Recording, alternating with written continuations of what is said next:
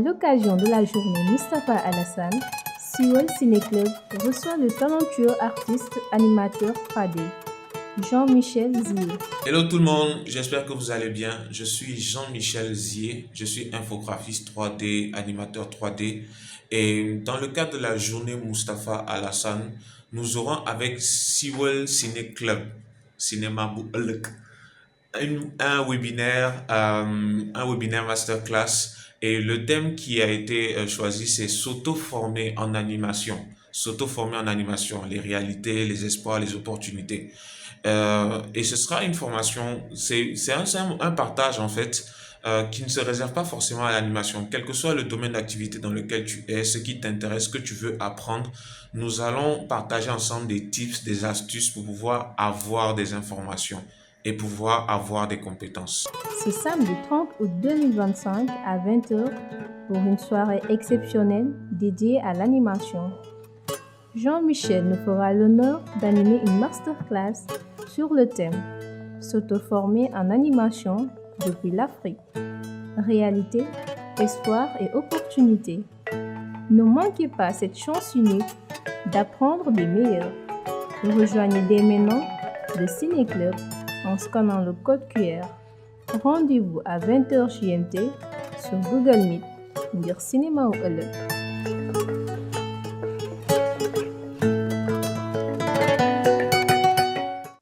Salam, nous y sommes samedi 30 août 2025.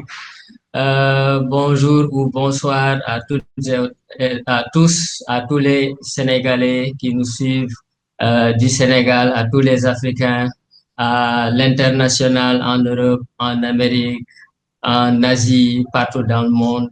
Donc, bienvenue, chers membres de Siwel Ciné-Club, bienvenue, passionnés de cinéma et surtout d'animation. Aujourd'hui, pour cette masterclass de Siwel Ciné-Club, nous avons l'honneur d'accueillir un professionnel reconnu dont le parcours, l'expertise,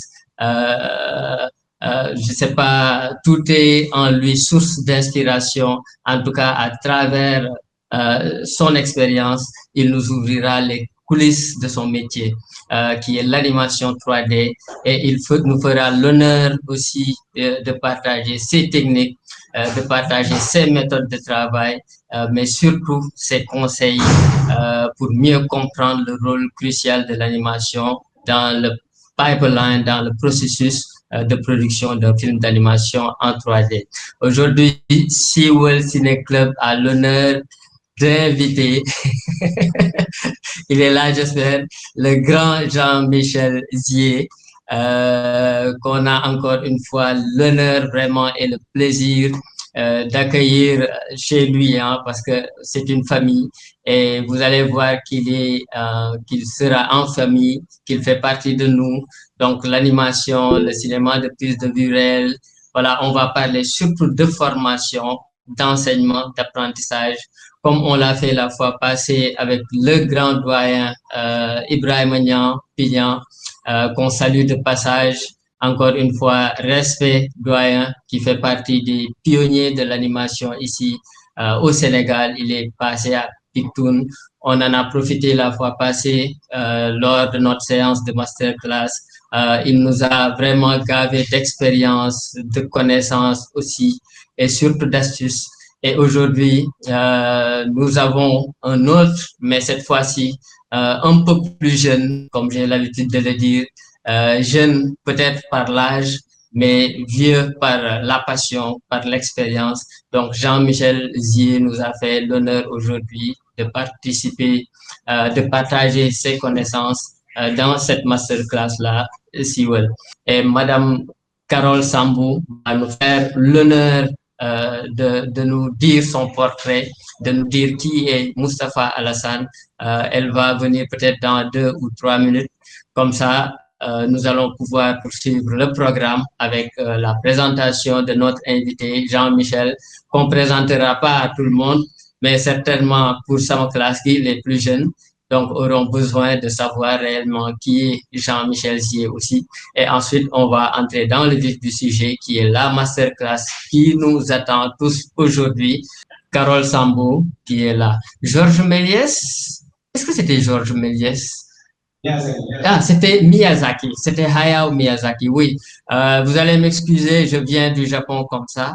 Donc, il y a une partie de moi-même qui n'est pas encore rentrée. Voilà. Mais c'était Hayao Miyazaki. Donc, il avait fait une excellente présentation de Hayao, qui lui aussi vraiment est une icône du domaine. Mais je pense on va s'en sortir, moi et Carole. Tous les deux, on a été au Japon. On est rentrés ce matin. Donc, à cause du décalage horaire, ça risque de poser problème. Mais voilà. Carole, à toi si tu es là. Bonsoir à tous, je m'appelle Carole Sambo, je suis étudiante en création management pour le multimédia et stagiaire à Obelus Studio. Donc, je m'en vais vous faire le portrait de Moustapha Alassane.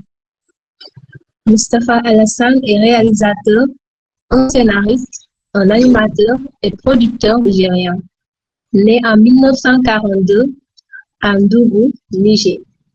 Il commence sa carrière comme mécanicien. Il se retrouve aux techniques cinématographiques à l'Institution de recherche en sciences humaines de Niamey, sous la direction scientifique de Jean Rouge. Il devient ensuite l'un des tout premiers cinéastes d'Afrique, contribuant à faire du Niger, des années 1970, un grand pays de cinéma, à l'égal du Sénégal. Moustapha Alassane est également le pionnier du dessin animé en Afrique subsaharienne. Mais son œuvre ne se limite pas à l'animation. Il réalise aussi des documentaires, des courts et longs métrages. Parmi ses films, on peut citer Aoré et La bague du roi Koda de 1962, suivi d'une vingtaine d'autres productions. En parallèle de sa carrière de cinéaste, il dirige pendant 15 ans la section cinéma de l'Université Niamey.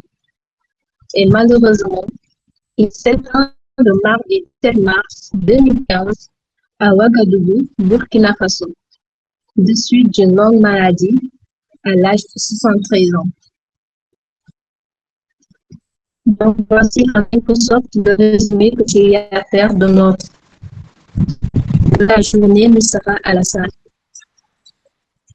Déjà que tu es là, ne ferme pas ton micro. Moi, j'ai envie de te demander, Carole, en tant que technicien en audiovisuel, en tant que jeune technicienne surtout, qu'est-ce qui t'inspire? Comment est-ce que ces icônes-là vous inspirent? Est-ce que vous avez déjà eu à faire beaucoup de recherches sur eux pour comprendre comment ils ont appris dans le tas? Est-ce qu'ils vous inspirent? Est-ce que je sais pas, est-ce que c'est des moyens pour vous d'apprentissage en tant que jeune? Est-ce que vous êtes prêt à suivre à peu près la même voie que Moustapha Alassane? Donc, si je devais répondre à votre question, je dirais qu'il m'inspire assez beaucoup, vu qu'il n'a pas commencé. Il a commencé dans un endroit assez banal que les gens minimisent trop, c'est-à-dire le métier de mécanicien, puis il a fini en grand artiste cinématographique, où il a pu développer son côté cinéaste, améliorer ses, comment dire, Et ça montre que l'essentiel, c'est de suivre sa passion. On peut démarrer en mécanique, ou bien en menuiserie, ou bien en boulanger, et finir dans le cinéma. L'essentiel, c'est de suivre sa passion, c'est de faire ce qu'on aime faire déjà. Ensuite, il a beaucoup voyagé, il a beaucoup appris à l'extérieur et il est revenu pour mettre en pratique tout cela. C'est bien ça, Sambo? Oui, c'est exact. Voilà. En tout cas, merci beaucoup. Merci pour cette belle présentation. Alors, on va passer maintenant à notre cher invité, Jean-Michel Zier, s'il est bien là. Jean-Michel, salutations et respect, Jean. Les respects sont réciproques. En tout cas, merci. On est très content et c'est un très grand plaisir de te recevoir aujourd'hui chez toi. Hein? Tu es toujours chez toi. Mais en tout cas, ça fait réellement plaisir. On l'avait programmé depuis très longtemps, mais c'est Mhm. aujourd'hui qu'on a pu le faire. Et c'est bien parce qu'aujourd'hui, c'est le samedi 30 août. Et tu l'avais promis à tout le monde. Et tu es là, tu as tenu ta promesse. Et Jean, je vais peut-être te laisser te présenter un peu. On te connaît déjà, mais comme on a un public assez jeune, j'aimerais bien que qu'on te donne peut-être 2 minutes ou trois pour te présenter rapidement. Euh, alors, bonjour, bonjour à tout le monde. C'est très, très flatteur, hein. C'est-à-dire que depuis le début, je me demande si on parle de la même personne. Euh, alors, bon, bonjour encore à tout le monde. Je suis très honoré d'être là parmi vous. Il y a des noms que je vois, il y a même des gens de ma famille qui se sont connectés. Ça me fait énormément plaisir. Euh, et ils me connaissent. Wow. Donc, pour eux, c'est pas forcément important que je me présente, mais je me présente. Je suis Jean-Michel Zier, effectivement. Dans mon passeport, c'est mis animateur 3D. Je me suis battu pour que ce soit dessus. Oui. Sérieux, C'est-à-dire que man? oui, je me suis Et comment on débrouillé. fait ça? Oh, en fait, Wow. comme on dit au Sénégal, un dembe direct. C'est-à-dire que je remplissais le Dembadje, formulaire. Boulaye. Ouais, je remplissais le formulaire et puis Yeah. on m'a demandé ton métier. Pff, les autres, ça me parlait pas. J'ai mis animateur 3D. Le gars, il m'a dit, ça c'est quoi? Très J'ai bien. dit, écoute, c'est ça que moi je fais. Et je savais que ça allait sûrement me créer des problèmes, mais c'est passé, c'est passé. Et dans mon passeport, c'est ce qui Ouais. c'est mis là-bas, animateur 3D. Euh, Wow. alors, je suis Ah, animateur wow, 3D, wow. je suis infographiste 3D. Je ne fais plus tout ce qui est print, carte de visite, logo, tout ça. C'est pas mauvais, mais c'est pas mon dada. Mhm. Je suis focalisé en 3D. Je travaille avec un cabinet d'architecture. Dans un cabinet d'architecture, tout ce qui est visualisation architecturale, maquette 3D et tout ça, c'est ce que je fais là-bas. Et dans mes propres activités, je fais de l'animation 3D. C'est-à-dire que j'anime des personnages pour certains projets.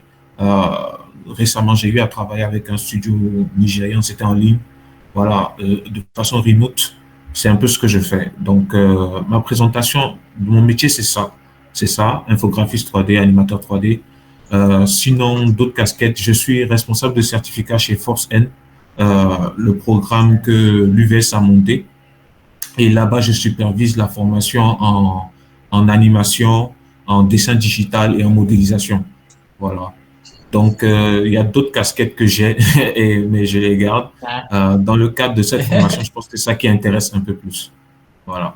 Ouais, Sinon, ouais. Ça déjà, ça en dit long. la dernière chose que Mhm. je peux ajouter, je suis sénégalais pur. Voilà. Pur et dur. Pur et dur, ouais. Je Mais suis c'est quoi, sénégalais c'est quoi ton plat préféré, Jean? au Jean, Sénégal. c'est quoi ton plat préféré? Au Sénégal? Il y a des plats Oui, préférés au Sénégal et en Côte d'Ivoire. oui, Ok, c'est vrai, disons au Sénégal. Disons au je suis Sénégal en séné- attendant de voir. je suis sénégalais, ivoirien, un peu gabonais, tout ça, mais mon Euh, passeport est ivoirien, mais je suis euh, sénégalais. Ouais. Quel monde m'a fait Joe? Pas de problème. Chinois un Bon, peu, japonais un peu. non, je suis pas fan de manga, je sais pas pourquoi. À part DBZ, je suis perdu. Ok, Oui, je sais pas pourquoi, ok. mais j'ai pas accroché. Alors, mon plat préféré au Euh, Sénégal, c'est choukari. Ça, bagna kolol. Chukane, Chukanji, wala Choukari, Chukan. choukari. Ah, Chukari, Chukan. Wax nga plat bu ma gëj a gis. Ok, cool, cool. Oui, parce que je demande la question parce on envisage quand même pour les séances de masterclass en présentiel, on envisage maintenant désormais à chaque fois de préparer le plat préféré des invités. Bon, toi, tu n'as pas de chance parce qu'on t'a invité en ligne, Hi, grand, tu es en train de mais me on faire verra, mal. C'est mon choukari. on verra, on verra, on Hi. verra. Ah, Non, mais ça va venir, ça va venir. En j'aime tout beaucoup cas, le merci encore choukari. une fois. Merci d'avoir répondu à notre invitation. On sait que c'est pas facile. C'est pas facile pour toi. On voit que déjà le programme est très chargé et tout. Il y a beaucoup de choses que tu n'as pas dit ici par humilité. Bon, c'est bien, mais on sait que tu n'as pas assez de temps. Mais on sent à chaque fois que ce qui te motive le plus, c'est la passion qui bout en toi.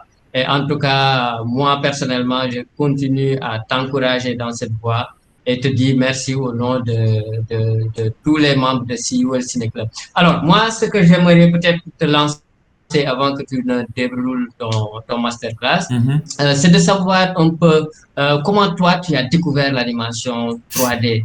Je ne sais pas, quelles ont été si je peux te tutoyer, tes premières démarches pour te former par toi-même. Enfin, je sais que tu es passé dans certaines écoles, mais je suis sûr que la plupart de tes techniques, très souvent, je sais pas, ça pourrait venir de toi-même. Si c'est le cas, comment est-ce que tu t'es débrouillé vraiment lors de tes premiers pas? Et comment est-ce que tu as découvert ce métier-là qui est l'animation 3D? Oh, ça, c'est une question qui est très intéressante. Tu es le grand, hein? C'est moi le petit. Donc, si tu veux me tutoyer, tu me tutoies. Faut arrêter. C'est toi le grand. Je vais te montrer même certains archives là, ça va te faire rire. Alors, faut dire que je ne sais pas par où commencer. J'ai jamais été un très grand dessinateur et tout ça. J'ai jamais vraiment été ça. Il y a une passion qui est née comme ça, je sais pas, un jour, par hasard, c'était le montage vidéo. Je ne sais pas si vous vous rappelez de ce vieux logiciel qui s'appelait Movie Maker. Movie Maker, ça traînait un peu dans toutes les machines. Et un jour, je ne sais pas, je suis tombé dessus, j'ai fait un montage, ça avait plu à tout le monde. Et voilà, donc de là était née une fibre un peu dans tout ce qui est audiovisuel, montage et tout. Et vous savez que, comme tu disais, c'est une famille de métiers, il y a beaucoup de choses qui sont liées. Tu commences quelque part, tu découvres plein d'autres.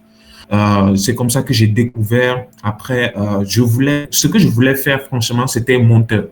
C'était monteur, in-out, Premiere Pro, Final Cut. Même Final Cut, je n'ai pas trop aimé, mais Premiere Pro, c'est tout ce que je voulais faire. Est-ce que vous m'entendez? Vous m'entendez toujours? OK. Donc, c'est ça seulement que je voulais faire, mais de fil en aiguille, j'ai découvert d'autres choses. Et au cours d'une formation, j'ai été scotché, agrippé par le virus de la 3D. Maintenant, si je veux être focus, l'animation, c'est né pendant la pandémie du Covid. J'ai toujours, à partir de là, j'étais fan de tout ce qui est 3D fixe. Je tournais autour, mais sans savoir exactement ce que j'aurais fait à l'intérieur. Et pendant la Covid, je ne sais même pas comment on dit, le Covid ou la Covid, je suis tombé sur une formation qui était gratuite, offerte par les Gobelins. Et quand je suis rentré dedans, voilà, j'ai kiffé le truc. Faire bouger un personnage, le voir en train de marcher et tout. Franchement, j'étais aux anges. J'étais captivé. Le temps, je ne le voyais plus passer. Et c'est à partir de là qu'est née la fibre de l'animation. Il y a plein d'autres choses que j'ai découvert. Je suis allé chemin faisant, j'ai rencontré plein de personnes. Mais je pense que ça, on va le développer dans le reste de la masterclass. Voilà un peu pour la question. Alors, mais j'étais suivi dès le départ. On sent que pour l'apprentissage, au début, c'est un peu désorganisé. Tu cherches par-ci, par-là. Mais à un moment donné, forcément, tu te ressaisis et tu te dis, moi, je veux faire ça. Voilà. Et toi, tu as eu à penser à l'animation 3D. Mais pourquoi la 3D et pourquoi dans la 3D l'animation plus particulièrement? En fait, je te pose cette question-là parce que j'ai rencontré dans ma vie beaucoup, je ne sais pas, de passionnés d'animation ou bien de 3D. Même si on prend que le domaine de la 3D, beaucoup font que la 3D. Ils font de l'animation, ils font du rigging, ils font de la modélisation, ils font du texturing, du lighting, etc., etc. Mais ils font un peu de tout. Mais toi, à un moment donné, tu t'es dit, moi, c'est l'animation. Ouais. Pourquoi cela? Pourquoi ce déclic-là? Et qu'est-ce qui t'a fait penser à ce métier-là? Alors, il y a peut-être deux choses que je veux préciser. Que je peux dire dans ce sens-là. La première des choses, j'ai eu l'opportunité familiariser ou bien d'avoir une connexion avec Sidney Kombo Kitombo. Je ne sais pas si certains le connaissent. C'est je veux dire, l'Africain le plus le plus haut capé dans tout ce qui est animation. Voilà, il est superviseur chez Weda Digital dans les blockbusters à travail. C'est vraiment une référence. La grâce que j'ai eue, c'est que c'est le cousin. Il se trouve que c'est le cousin de mon premier patron. Quand j'ai fini l'infographie et tout, celui chez qui j'ai travaillé un peu, c'était son cousin. Et il me l'a présenté, je le connaissais pas. Donc, moi, si je faisais mon malin parce que je voulais juste mon primaire pour After Effects. Mais après, on a eu à échanger. Et un jour, voilà, je me sentais un peu improductif dans tout ça. Comme tu dis, il y a beaucoup de choses. Ça dit, tu commences modélisation ici, après tu fais architecture là, après tu fais plein de choses. Et je trouvais que je n'avançais pas, en fait, que je ne savais pas ce que c'était, mais je trouvais que ce que je faisais et c'était pas ce que je voulais. Et je n'y arrivais pas. Donc, j'ai posé un jour comme ça sur mon Facebook, euh, animation, j'ai mis, oui, j'ai laissé web design et tout ça, mais la 3D, et maintenant dans la 3D, qu'est-ce que je dois faire dedans? Et le fameux patron a tagué son cousin pour lui dire, viens répondre aux petits. Et vous savez, il y a certaines personnes, il faut avoir l'humilité de juste te taire et puis les écouter. Oui, il y a des gens, quand tu sais que, je dis n'importe quoi, si tu joues au football, que Lionel Messi te donne un conseil, écoute, tu te tais et tu écoutes. Il n'y a pas ici c'est-à-dire que non, tu te tais, tu écoutes. Donc, quand le gars a écrit son message, j'ai dit que, ce gars-là, il est occupé à faire ce truc. Il a pris la peine de me répondre. Donc, je vais me focaliser sur ce qu'il a dit. Et dans son message, il disait que il y a beaucoup de gens qui font de la modélisation, mais dans l'industrie où il est, et surtout en Afrique, ce qui manque, c'est les animateurs et les compositeurs. Il parlait pas de motion design ou bien de ce qui se fait sur After Effects, mais de composition pure et dure sur Nuke et tout ça. Et quand il a dit ça, j'ai gardé le truc. Ça dit que si je voulais être un expert, chercher et un peu rechercher en Afrique, je savais là qu'il fallait que je fasse soit de l'animation 3D, soit du compositing. Alors, comme j'étais fan de After Effects, je suis allé voir Nuke un peu, le compositing et tout. J'ai ouvert Nuke, c'était la croix et la bannière. J'ai fermé ça tout de suite, j'ai désinstallé ce truc. Oui, c'est terrible ce logiciel. Je ne sais pas comment les gars travaillent dessus. J'imagine. Oui, c'est terrible. Mais après, je suis allé tester un peu l'animation et j'ai fait un premier Walk Cycle. Là, ça a été le coup de cœur. Je vous assure, il y a un sentiment que l'artiste a, c'est-à-dire que tu planifies de faire un truc, tu te débrouilles, tu le fais et puis tu vois ça. Il y a un sentiment de satisfaction, il y a un plaisir que tu as là, que tu ne peux pas négocier. Et quand j'ai vu la première fois un personnage bouger, c'était le kiff grave.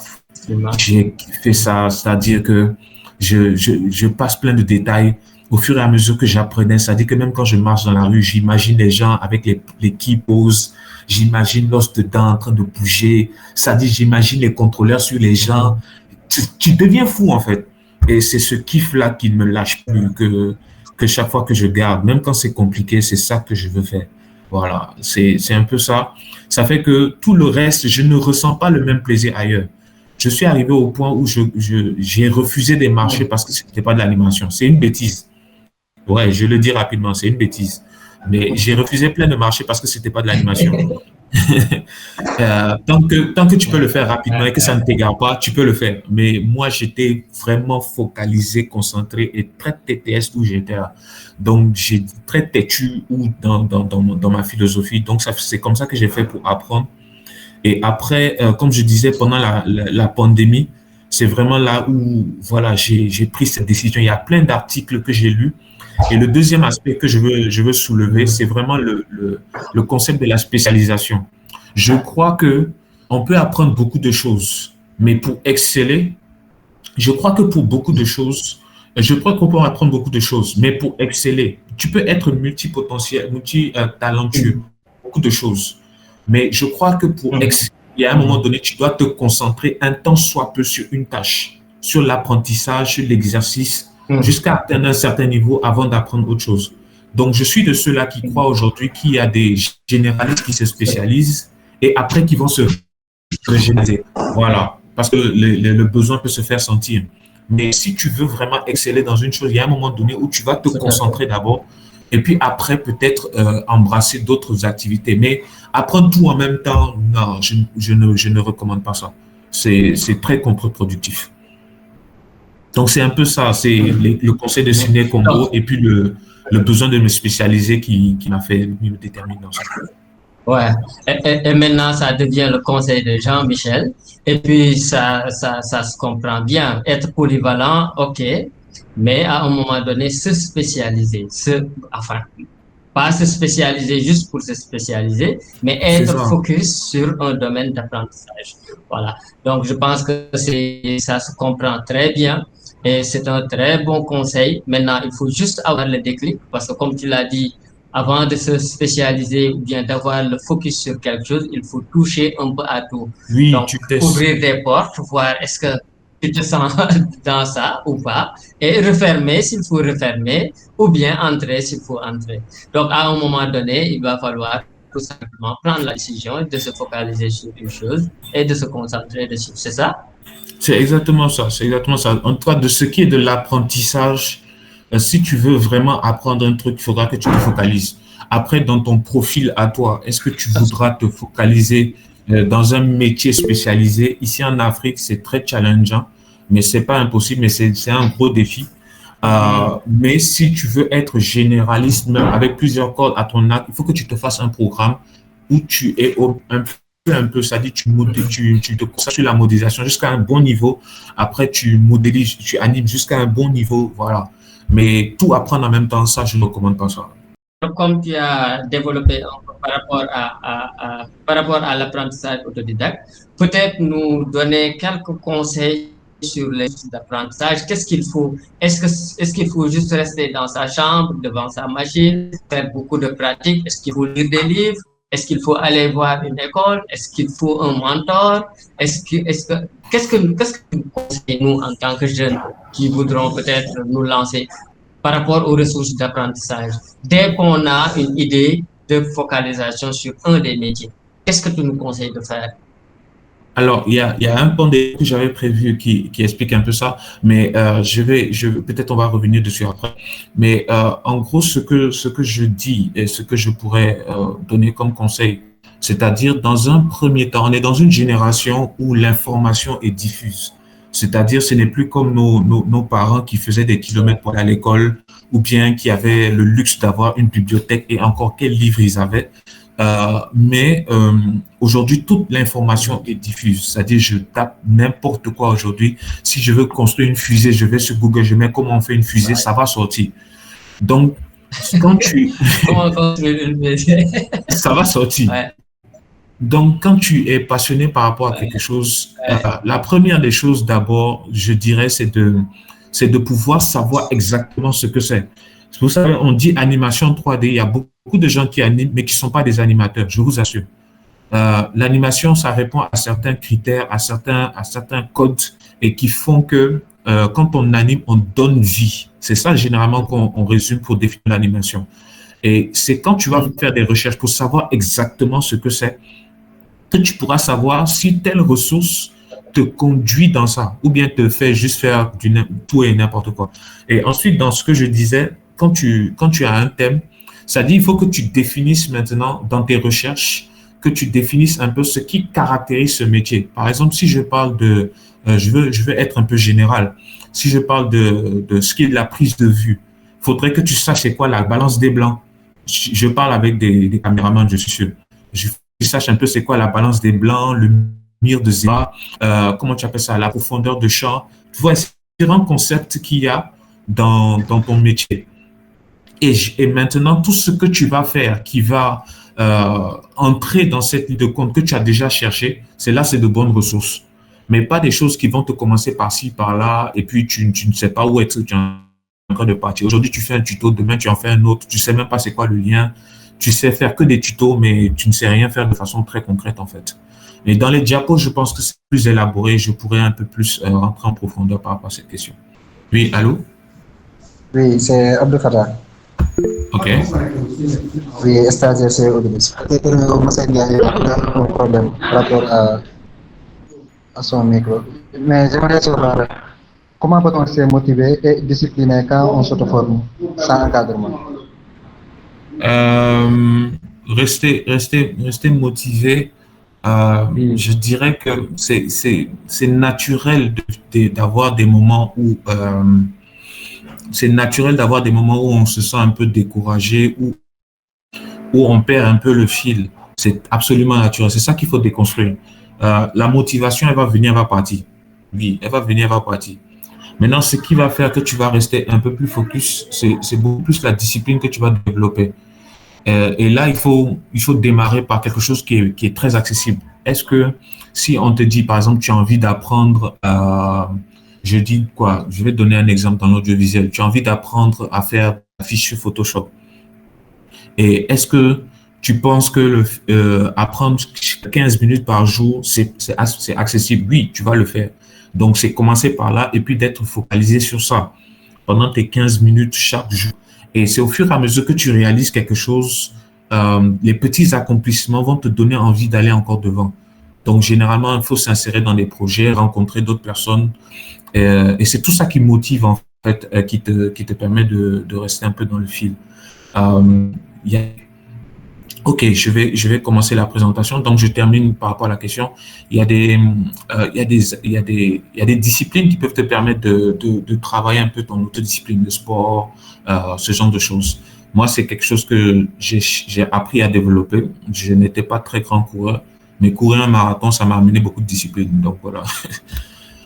Donc, c'est un peu ce que je veux dire par rapport à la question avant de devancer. Donc, je vais sur la présentation, c'est ça? D'accord.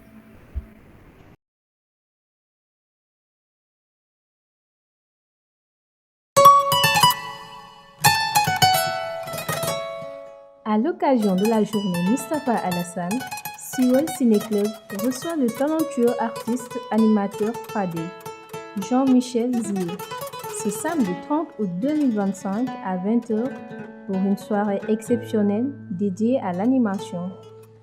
Jean-Michel nous fera l'honneur d'animer une masterclass sur le thème S'auto-former en animation depuis l'Afrique. Réalité, espoir et opportunité. Ne manquez pas cette chance unique d'apprendre des meilleurs. Rejoignez dès maintenant le Ciné Club en scannant le code QR. Rendez-vous à 20 h GMT sur Google Meet ngir cinéma wu ëllëg.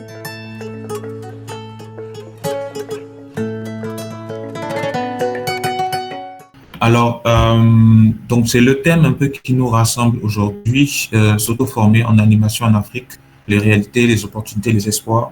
Et comme je disais, je vais essayer d'être beaucoup plus généraliste parce que dans différents courants de métier, c'est absolument possible d'apprendre quelque chose qu'on veut faire. Euh, et c'est ce qu'on va voir. Donc, il y a des points qu'on a déjà développés, ma présentation, je pense qu'on a déjà fait le tour. Et ce dont on va parler, c'est impact, c'est-à-dire on va définir un peu c'est quoi l'auto-formation, parler un peu des réalités et voilà, on a toute la suite. Je ne sais pas si on aura assez de temps pour une démo en animation, mais je vais vous montrer un peu quelques processus de travail que j'ai pu faire. Voilà. Donc les objectifs un peu de cette présentation, by the end of this lesson, what you should know, c'est vous encourager à l'auto-formation. Comprendre ce que c'est l'animation 3D et ce que j'aime beaucoup dire, c'est dormir moins bête. C'est bien d'être curieux, c'est bien de se dire un peu dans le genre, aujourd'hui j'ai appris quelque chose, c'est une bonne chose. En tant qu'être humain, surtout dans cette génération où on est dans les IA qui apprennent et l'humain désapprend, il faudrait que nous on puisse apprendre. Voilà. Euh, donc je continue un peu. L'auto-formation, ou si on cherche la définition un peu sur Wikipédia ou Google, on parle du fait pour une personne de se former elle-même dans un cadre qui lui est propre d'une façon plus ou moins éloignée. C'est le gros français. Mais en français terre à terre, c'est quoi? C'est que toi, tu décides d'apprendre quelque chose et tu ne vas pas dans un format qui est traditionnel. Quand je veux apprendre un métier, par exemple, de façon traditionnelle, tu vas dans une université, tu suis un cursus de 1 an, 2 ans, 3 ans, mais il est absolument possible de toi-même monter, toi-même planifier, toi-même programmer toi-même faire ce programme pour acquérir des compétences. Donc, les maîtres mots ici, c'est toi-même qui choisis ton timing. Est-ce que tu as envie de l'apprendre vite, tu as envie de l'apprendre lentement? Quelle est la fréquence? Est-ce que tu vas l'apprendre chaque jour selon tes réalités? Comment est-ce que tu vas l'apprendre? Est-ce que ce sera devant ton ordinateur dans ta chambre ou bien ce sera une salle coworking? Quelles sont les implications, les applications, les exercices? Est-ce que tu vas pratiquer, tu ne vas pas pratiquer? Tout ça, c'est ce qui détermine l'auto-formation. Quand tu rentres dans un processus qui est traditionnel, tu n'as pas le choix par rapport à tout ça. On t'impose un emploi du temps, on t'impose une fréquence des exercices à faire et tout ça. Ce n'est pas mauvais, c'est rien d'apprendre. Mais quand ça, ce n'est pas accessible, c'est possible de s'auto-former. Et c'est ça qu'on est en train de voir. Alors, dans la suite, c'est ce qu'on retient, c'est-à-dire c'est acquérir des informations, acquérir des compétences. Je vais en haut l'idée d'enlever une fausse idée, c'est-à-dire cet état de selfish là, où tu te fais toi-même. C'est absolument faux. On a dit auto-formation, mais qu'on le veuille ou pas, c'est les informations que quelqu'un donne qu'on est en train de prendre. C'est cette idée-là que je veux vraiment établir. C'est l'auto-formation, c'est vraiment le fait d'aller chercher des informations que les autres donnent. Voilà. Tu n'es pas assis comme ça chez toi et puis tu as toute la révélation de ce que c'est l'animation. C'est absolument faux. Nous sommes dans un monde où nous vivons en sociabilité, c'est-à-dire il y a des hommes, il y a des femmes, il y a des choses que les gens connaissent que moi je ne connais pas, que je vais aller apprendre auprès d'eux. Il y a des choses que moi je connais que les autres ne connaissent pas, qu'il faut que je partage. C'est ça la société, c'est ça l'être humain. Donc, se dire que je me suis fait moi-même, un temps soit peu, c'est beaucoup d'orgueil, mais reconnaître que j'ai pris moi-même la décision d'établir un programme, de chercher des informations, de m'appliquer, c'est ça l'auto-formation. Voilà, je ne sais pas si la différence est très claire. Vous pouvez poser des questions dans le chat, je vais essayer de réagir à chaud. Alors, je dis que c'est absolument possible. Il faut être juste, curieux et s'ouvrir, bannir les clichés. Il y a des phrases qu'on a en Afrique, oh, j'ai pas les moyens, j'ai pas le matériel, je ne connais pas les logiciels. Tout ça, c'est des clichés. Il faut arrêter, il faut mettre ça de côté. C'est absolument possible d'apprendre dans tout ce que tu as envie de faire du moment que tu as de la volonté et de l'application. J'ai lu un livre sur le boom du cinéma au Nigeria et là-bas, ils expliquent que le manque de moyens est un moyen.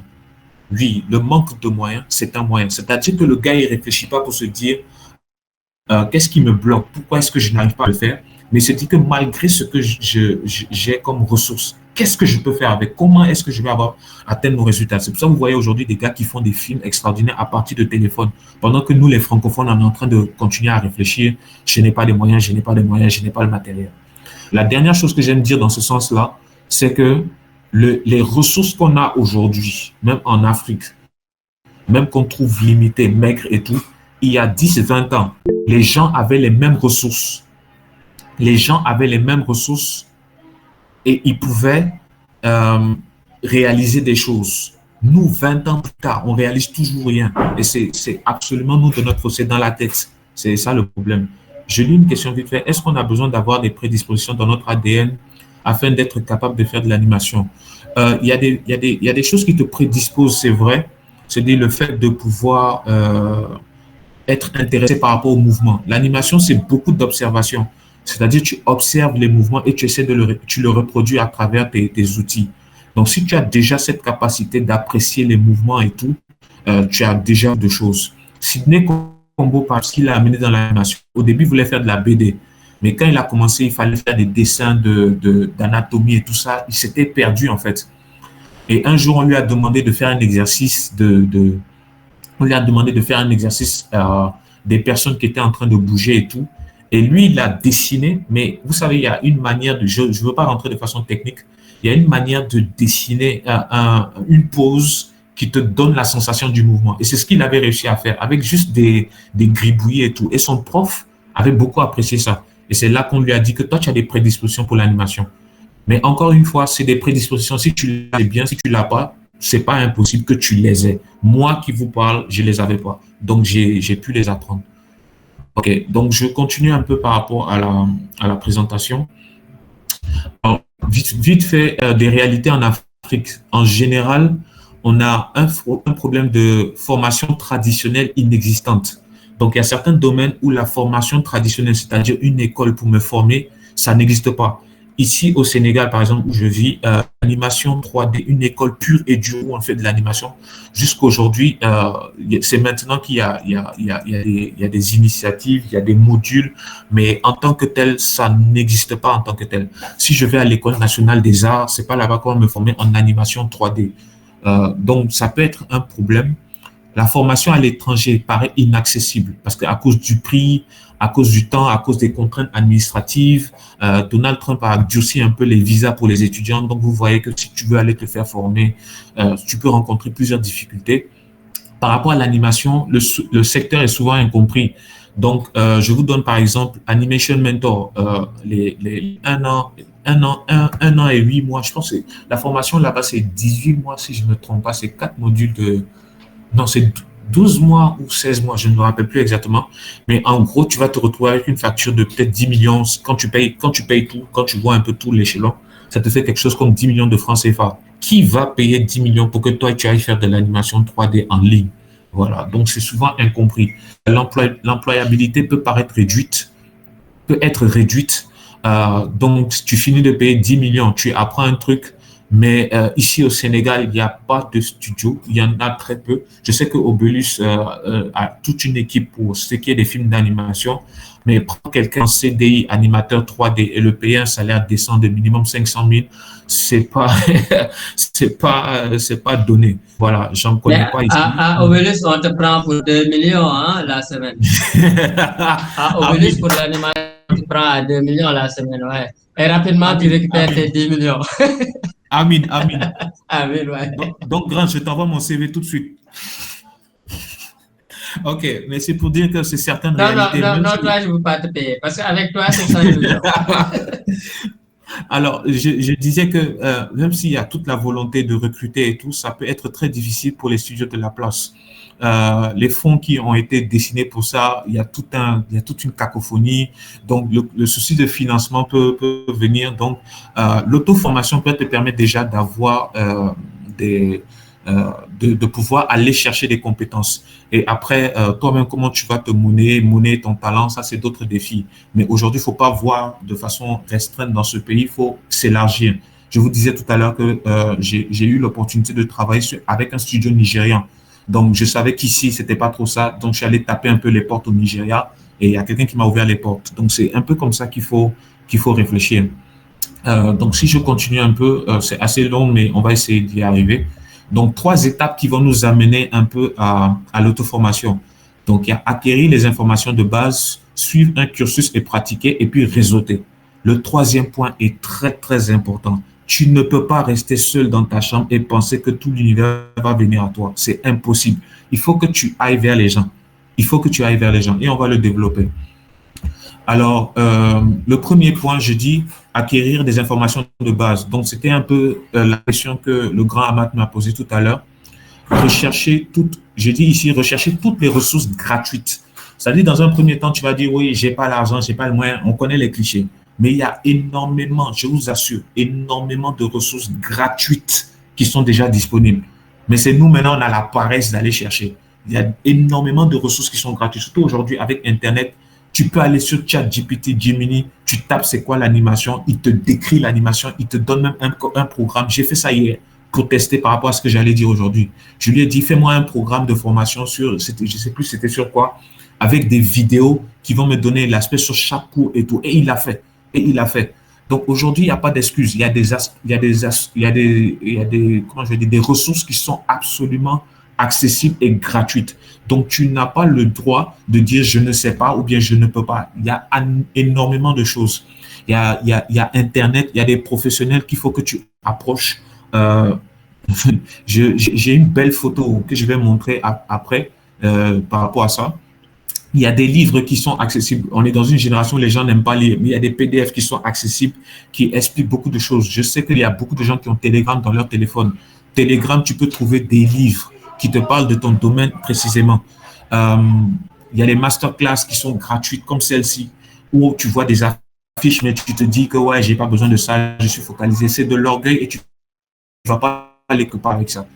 Excusez-moi de parler comme ça, mais j'ai tellement vu de cas, et à un moment donné, il faut enlever ça. Donc, dans les ressources que tu vas chercher, c'est par rapport il y a Ahmad qui me posait la question, comment tu fais pour savoir qu'une ressource est de qualité? C'est ce que je décris ici. Il faut définir exactement c'est quoi ton secteur d'activité. Si tu veux être pilote d'avion, il faut que tu saches exactement le pilote d'avion là, il fait quoi. C'est-à-dire, c'est quoi? Nous, on a juste le gros cliché du truc qui tire là. C'est pas seulement ça. Il y a plein de boutons, il y a plein de choses, il y a plein de trucs qui compensent. C'est quoi exactement? Donc, il faut que tu définisses exactement ce que c'est. Ensuite, que tu dis les différents chapitres à apprendre. C'est-à-dire que quand tu dis je vais être pilote d'avion, qu'est-ce qu'il faut que tu apprennes? J'ai dit n'importe quoi, je ne connais pas. Est-ce qu'il faut que tu apprennes à étudier la météo? Est-ce qu'il faut que tu apprennes à traverser les nuages par rapport aux zones de turbulence? Je suis sûr que le grand, il a voyagé beaucoup, il a sûrement rencontré ça. Les zones de turbulence où tu te mets à prier beaucoup parce que l'avion bouge. Le pilote, lui, il est tranquille parce qu'il sait comment il va gérer ça. Il faut définir un référentiel de qualité à atteindre. Et là, c'est très, très important. Quand tu fais quelque chose, de toi-même, tu vas penser que c'est génial. Alors que quelqu'un me dit c'est absolument n'importe quoi. Il y avait des exemples que je voulais montrer, mais je pense que ce serait un peu cracher sur le travail des autres. C'est pas très bien. Mais il y a des choses, des fois, tu vois, tu sais que ça, c'est nul. Ça, tu vois que c'est nul. Mais le gars qui a fait, il est absolument fier de ça. Et comment tu fais pour savoir que ce que tu fais est de qualité? C'est qu'il faut que tu puisses ce référentiel de qualité à l'international. Que tu regardes ce qui se fait de bien, de beau à l'international. Ensuite, que tu adaptes ça, par exemple, par rapport à toi, ta créativité africaine et tout ça. Ensuite, je dis, dans un deuxième temps, se documenter avec des ressources payantes. Il ne faut pas avoir honte. Il ne faut pas être pingre. Il faut à un moment donné payer pour avoir des ressources. Il y a des ressources qui sont de qualité où il faudra que tu débourses de l'argent.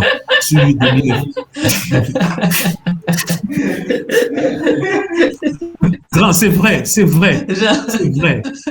Mais tu as tellement raison, mon frère. Mais c'est vrai, c'est vrai. Il y a des gens qui pensent que, ouais, ils ont l'argent. Ils peuvent acheter des iPhone 14 à 500 000. Quand tu vas leur dire formation à 50 000, c'est n'importe quoi. Il faut, quand tu as le peu de ressources que tu as, il y a des formations sur Udemy qui coûtent $10. Avec ton Jamo, $10, c'est 5 000, 6 000. Avec ton Jamo, tu mets tes 6 000, tu achètes ta formation. Sinon, tu ne vas pas avancer. Tu ne vas pas avancer. Donc, dans l'auto-formation, il y a des ressources qui sont gratuites que tu dois aller chercher. Il y a des ressources à un moment donné qui sont payantes qu'il faudra payer. Voilà. J'avance un peu. Donc, je vais être un peu, définir un peu par rapport à l'animation. Donc, quand je disais définir le secteur d'activité, l'animation, ce n'est pas juste faire bouger quelque chose. Je pense que Benelion, ça... Je t'écoute. Allez-y. OK. Donc, par rapport à l'animation, quand je disais définir le secteur d'activité, je disais, dans mon parcours, j'ai fait beaucoup de choses. Je faisais du motion design et tout ça. Je pensais que je pouvais faire aussi animation. J'ai une carte de visite là aujourd'hui. Quand je la regarde, je rigole parce qu'à l'époque, j'étais encore à Supimax et puis j'ai mis Jean-Michel Zier, 3D, VFX artiste, animateur 3D. J'ai mis plein de choses, mais aujourd'hui, quand je regarde ça, je suis sûr qu'à l'époque, là, je ne pouvais même pas bouger un personnage. C'était impossible parce que je ne savais pas ce que c'était en fait. Tu as une illusion dans la tête de ce que c'est. L'animation, ce n'est pas juste faire bouger des gens, c'est donner vie et ça répond à des principes. Il y a 12 principes de base. On n'a pas le temps de rentrer de façon technique par rapport à ça, mais voilà, ça se dit même, c'est dans le deuxième temps. Disséquer les différents chapitres à apprendre. Quand on parle d'animation 3D, il y a les 12 principes de base de l'animation d'abord à comprendre. Aujourd'hui, il y a très peu de personnes qui font de l'animation au Sénégal qui savent c'est quoi un timing and spacing. Même les gens qui font motion design. Il y en a très peu qui font du timing and spacing. Ils ne savent même pas c'est quoi. Ils font juste lissage à l'approche After Effects. Non, ce n'est pas ça. Il y a 12 principes. Et quand tu les maîtrises, j'en connais un ou deux qui sont motion designers. Je ne suis pas en train de casser un peu l'industrie, mais il faut dire la vérité pour donner de bons conseils. J'en connais personnellement. Non, mais c'est tellement vrai ce que tu dis là. Oui. Ouais. Tu sais, grand, il y a une chose. Non, ok, mais on va le refaire. On va t'inviter en présentiel. Parce que c'est important. Même pour la jeunesse, quoi. Non, grand, tu sais, c'est vrai. Quand j'étais à Supimax, il y avait une image qu'on m'avait collée. On m'a dit Zier Khamoul Masla. On dit, Zia, Hamoun Masla. Parce que, Ouais. Joe, quand je vois un truc qui est nul, je te dis Ouais. que grand, honnêtement, ça, c'est Ouais. nul. Et il faut avoir l'honnêteté Ça, de le c'est dire, pas sinon bon. on n'avance C'est pas, en pas ça. fait. Donc, par rapport aux différents chapitres à Absolument. apprendre, par rapport à l'animation, il y a 12 principes de base, c'est-à-dire les 12 principes de l'animation. Ensuite, il y a la mécanique du corps. Dieu nous a créés. Et C'est c'est des valable gens. pour toutes les sortes d'animation, n'est-ce pas? Oui, oui. Tout ce qui est Pour animation, les si tu principes de comprends ça, tu l'animation, peux c'est appliquer. valable pour tout ce qui est animation. Exactement, Absolument. exactement. De façon spécifique par rapport à l'animation, il faut que tu apprennes la mécanique du corps. C'est des parties qui, moi, personnellement, qui me faisaient, genre, j'étais en train de dire, ah, Dieu est grand quand j'étudiais ce genre de principe-là. C'est-à-dire que le corps humain, il ne se déplace pas de n'importe quelle manière. Il se déplace avec une certaine coordination, il cherche toujours de l'équilibre et à garder de l'énergie. Donc, quand ma tête bouge, ce n'est pas juste ma tête qui bouge. Vous voyez que mon épaule aussi bouge. Et quand mon épaule va bouger, mes hanches vont bouger autrement. Et c'est ce genre de... C'est la partie que j'adore, j'aime le plus dans l'animation. C'est-à-dire comment le corps bouge. Il y a un moment donné, c'est comme si je suis en train de prier, même de louer Dieu, de dire que Dieu, tu es grand parce que tu as fait ça, tu as fait ci. Oui, je vais vous donner Ouais. une anecdote. Je vais vous donner une Et ça anecdote. renforce la croyance. Oui, Et oui, puis ça renforce la croyance. oui. Ouais. C'est-à-dire que Le l'art m'a centre de rapproché. gravité, le Non, poids, tu te dis, l'art en mais tant que comment tel Dieu m'a il a rapproché fait? de Dieu. Oui, l'art m'a rapproché de Ouais. Dieu. Moi, Quand j'apprends la ouais, perspective, ouais. ce genre de Nous choses, aussi, hein. je vais vous donner une anecdote. Quand j'apprenais la mécanique du corps, Yeah. il y a un moment donné où il fallait faire un walk cycle. Un walk cycle, c'est un cycle de marche où tu as tous les principes de l'équilibre à l'intérieur. Et dans le cycle de marche d'un homme est différent du cycle de marche d'une femme. Les femmes vont beaucoup plus mettre l'accent sur leurs atouts, les déhanchés et tout. Voilà. Et je devais reproduire le cycle de marche d'une fille. Et ce qui se passait, c'est que je devais observer les démarches et tout. Et je marchais dans la rue, j'étais sur mon exercice pendant cette période-là. Et le jour-là, je rentrais chez moi et je me suis dit, je vais observer les gens marcher dans la rue. Et il y a une fille qui était devant moi. Il y a une fille qui était devant moi et j'étais derrière. Et je regardais en fait, et je regardais un peu ses épaules, comment ça bouge, les hanches. Mais il y a un moment donné. Oui. Attends, je continue.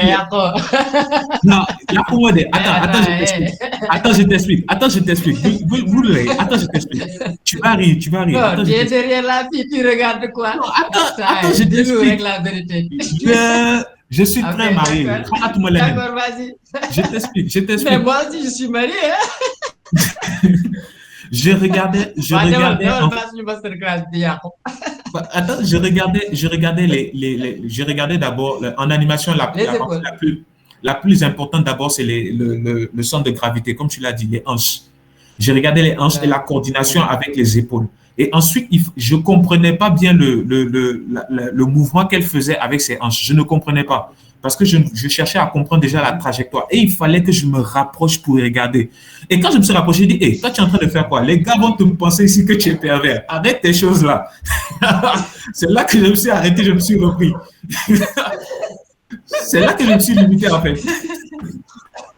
Mais c'est pour dire que, c'est pour dire que les choses là vont te Mais Jean, j'espère que madame n'est pas derrière toi.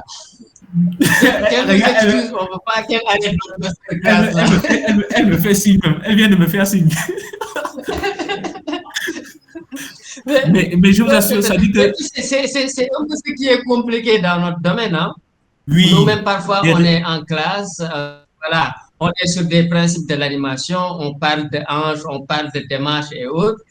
Mais parfois, c'est compliqué. On a l'impression que... Mais c'est ça. C'est tellement vrai. Il faut quand même savoir observer son... Mon attitude, ma démarche, je tiens à le préciser, ma démarche n'était pas de mater la fille. Non, loin de là.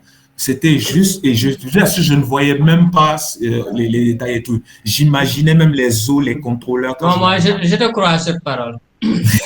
Moi, je te crois. Voilà. Mais tu sais, les autres qui te suivent là, peut-être qu'ils ne te connaissent pas bien. Il n'y a pas de problème. Il n'y a pas de problème. Que Dieu vous bénisse là où vous êtes. Je te laisse continuer. Donc, c'était pour expliquer un peu la mécanique du corps. Il y a d'autres exemples que je peux donner qui sont moins Yahoo peut-être. Mais il y a d'autres exemples que je peux donner. Ça, c'est la mécanique du corps. C'est vraiment très important. Comment gérer le poids, comment gérer l'équilibre et tout ça. Et c'est absolument important quand on fait de l'animation. Et c'est ces chapitres-là qu'il faut déjà déceler. Quand tu dis je vais m'auto-former, il y a la dernière partie, c'est l'acting, c'est-à-dire ce n'est pas juste il finit de bouger, mais il y a des expressions. C'est-à-dire que quelqu'un, par exemple, qui marche et qui est content ne marche pas de la même manière quand il est fâché, ne marche pas de la même manière quand il essaie, ne marche pas de la même manière quand il est paresseux. Et tout ça, c'est des jeux d'acteurs. Je pense que tu es réalisateur, tu comprends ces choses beaucoup mieux que moi. Si un personnage doit aller courir pour sauver quelqu'un, il ne va pas faire un walk cycle qu'on appelle générique. Non, il sera beaucoup plus déterminé, il va serrer les fronces, il va serrer les sourcils, il va être déterminé. Vous voyez un peu. Et c'est ça l'acting, c'est le jeu que le personnage va faire. Moi, je suis tellement amoureux des body mécaniques que l'acting et moi, bon, on n'est pas très camarades, mais c'est quelque chose auquel il faut que je me réconcilie. Donc, je dois m'auto-former en acting. Par rapport au référentiel de qualité, je vous recommande une chaîne YouTube qui s'appelle 3D Animation Internship. C'est des personnes qui sont dans les films d'animation qu'on regarde tous les jours, qui se font dans les gros studios, qui montrent un peu leur processus de travail depuis les blockings jusqu'au spline, jusqu'au polish et tout. Donc là, je suis un peu technique, mais je vous recommande, si vous voulez être vraiment intéressé, d'aller regarder, juste être curieux. Et c'est là que vous allez avoir de bons référentiels. Il ne faut pas se limiter à ce qui se fait autour de toi. Il faut aller beaucoup plus loin. Je le dis comme ça, Amat et moi, on a souvent eu des discussions sur les productions de Obelus, mais sans rentrer dans les détails. La dernière production que j'ai regardée m'a scotché du début à la fin parce que le scénario était très, très fort. Je pense que c'était Baba, je ne sais pas comment tu as fait le titre. Je suis allé quand j'ai regardé, parce que c'est un grand qui... Quand c'est un grand qui produit, je suis allé, j'ai dit, écoute, arrête tous tes trucs là, va, rapproche-toi du gars. Donc, je suis parti et puis j'ai suivi, j'étais avec une de mes petites. Et quand on a une de mes nièces, sinon les gens vont penser à autre chose, une de mes nièces, quand on est parti regarder. Toi, tu vas m'attirer des problèmes avec moi. Non, moi, je suis en train de m'attirer des problèmes. Vas-y. Je vous invite dimanche à l'église. C'est moi que tu vas. Non, mais grave, si je m'appelle là. Non, c'est une petite qu'on est. On est parti regarder les dessins animés ensemble. Mais je veux dire, moi, j'ai été très critique, c'est-à-dire que je regarde beaucoup vraiment, surtout quand je me suis intéressé à l'animation, je regarde les mouvements et tout ça. Mais Baba, par exemple, dès le début, le storytelling t'attrape, ça te scotche, tu ne vois même plus tout le reste. Il a fallu que chaque fois je me concentre pour dire non, telle animation quand même, telle animation quand même. Et le grand, on a discuté. Après, il y a d'autres choses qu'on doit faire. Mais c'est pour dire que le référentiel, en fait, faut pas se limiter à ce que tu vois là. Il faut regarder ce qui se fait même dans le monde pour avoir le bon critère de qualité. Donc ça, c'était la première step. Donc j'avance vite pour qu'on puisse terminer. Je pense que par rapport au chronogramme, je ne sais même pas si on a déjà fini. Il me reste encore combien de temps grand donc, j'avance. Mais je pense que c'est ta séance, hein, Jean. Prends ton temps. OK. Parce que ce que tu es en train de dire là est très important. Donc, voilà, vas-y. Donc, j'avance. De toute façon, après, c'est les questions, réponses. Et puis, voilà, tu peux avancer. Hein. OK, j'avance. Donc, par rapport à la deuxième step, au moins si je fais les 3 steps, je pense que c'est bon. La deuxième step, il s'agit de concevoir un programme personnel. Tu ne peux pas dire je vais me former et puis tu te lèves comme ça chaque jour, tu ne sais même pas ce que tu vas aller apprendre. Non. Une fois que tu as disséqué les différents chapitres à apprendre, il faut que tu puisses concevoir un programme. Il y a des outils pour ça. Il y a Trello. Je pense que quand une fois on discutait par rapport à ce genre d'outils-là, il y a Trello qui existe. Moi, j'utilise beaucoup Notion. Il y a un grand qui est connecté aussi, qui est un expert sur Notion, qui te font un programme. Et il y a des agendas auxquels tu dois te réconcilier. L'agenda, c'est pas juste pour écrire, c'est pas le journal intime que les Blancs ont là, non. Même nous, en Afrique, on a des journaux intimes. Mais l'agenda, c'est pas un journal intime, c'est pour organiser ton temps. Et dedans, tu te fais un programme personnel où tu vas avoir ces différents, tu vas apprendre les différents, comment je vais dire ça, les différents chapitres. Il y a une année, par exemple, ce que j'ai fait, je suis allé sur le site d'une école qui s'appelle SAE Paris. Je ne sais pas si ça existe encore. À l'époque, je rêvais d'aller là-bas. Je pense que ça existe encore, SAE Paris. Et je suis allé, j'ai juste cherché leur programme de formation. Donc, j'ai pris le même programme. Je sais que je ne vais pas aller payer les cours. C'est excessivement cher. J'ai pris le même programme et je me suis dit, chaque jour, je vais regarder tel programme, une vidéo, un tuto, une ressource par rapport au programme. Donc, il faut que tu aies un programme. un programme qui commence et qui va à la fin. Si tu vas sur YouTube ou bien sur d'autres choses, je te recommande vraiment des formations qui vont de A à Z, ce qu'on appelle des formations complètes. C'est-à-dire ça commence quelque part, ça évolue. Pas juste tu prends un tuto par-ci, par-là. Non. Vraiment, il te faut, c'est important que tu aies un cursus. Il faut que tu aies une structure. Et quand tu as cette structure-là, tu vas pas à pas, selon la structure qui a été déjà pensée. Il y a ce qu'on appelle la pédagogie qui sait comment régler les différents chapitres, donner, comment on appelle ça, accès un peu par les choses plus simples et puis aller au plus compliqué. Donc, la formation complète, il faut que tu t'insères dans une formation complète, de A à Z, step by step, un peu. Ensuite, il faut que tu pratiques. Ce n'est pas juste lire, regarder des vidéos, mais pratiquer. Le dernier point, c'est trouver un mentor, c'est-à-dire avoir une personne qui est déjà qualifiée, qui exerce, qui a déjà des réalisations et qui va te montrer en fait là où tu ne, il va te faire gagner du temps en fait, parce que les erreurs que tu es en train de faire ou tu t'apprêtes à faire, lui, il est déjà passé par là. Donc, il va te faire gagner du temps, il va te recommander des choses à faire et tu suis seulement, tu vas apprendre. Par rapport à l'animation, c'est vraiment important d'avoir un mentor. Comme je disais tout à l'heure, l'animation, c'est vraiment beaucoup d'observation.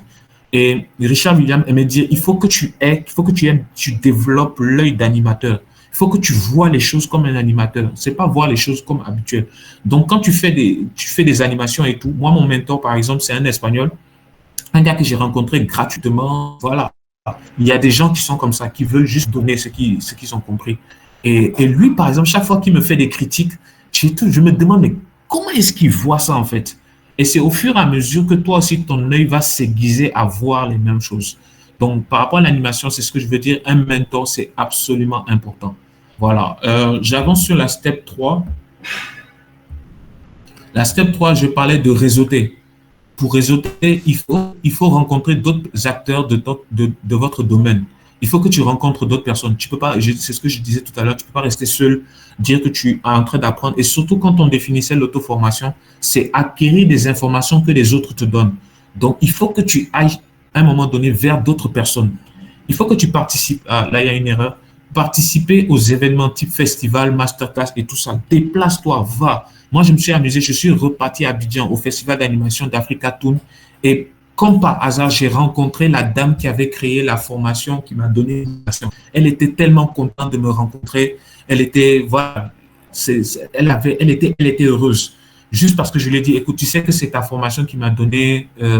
Je l'ai reconnue en fait, je l'ai reconnue et puis je lui ai dit, vous avez créé une formation et ça m'a boosté à l'animation. Aujourd'hui, je vais en faire un métier et tout ça. Et elle était très contente. Il y a des personnes comme ça qui sont prêtes à vous donner plein de ressources, mais ils vont pas venir comme ça te trouver dans ta... Il faut que tu ailles à eux. Intégrer des groupes dans les réseaux sociaux. À l'époque, sur Facebook, il y a un groupe qui s'appelait 3D Whip Sénégal. C'est là que j'ai rencontré énormément d'infographistes 3D, de techniciens dans ce pays. C'est-à-dire, il y a très peu de personnes qui sont dans la 3D que je ne connais pas. Peut-être dans la nouvelle génération qui sort un peu des tutos et tout que je ne connais pas, mais nous qui sommes de la génération un peu 2015, 2014, on se connaît. On se connaît.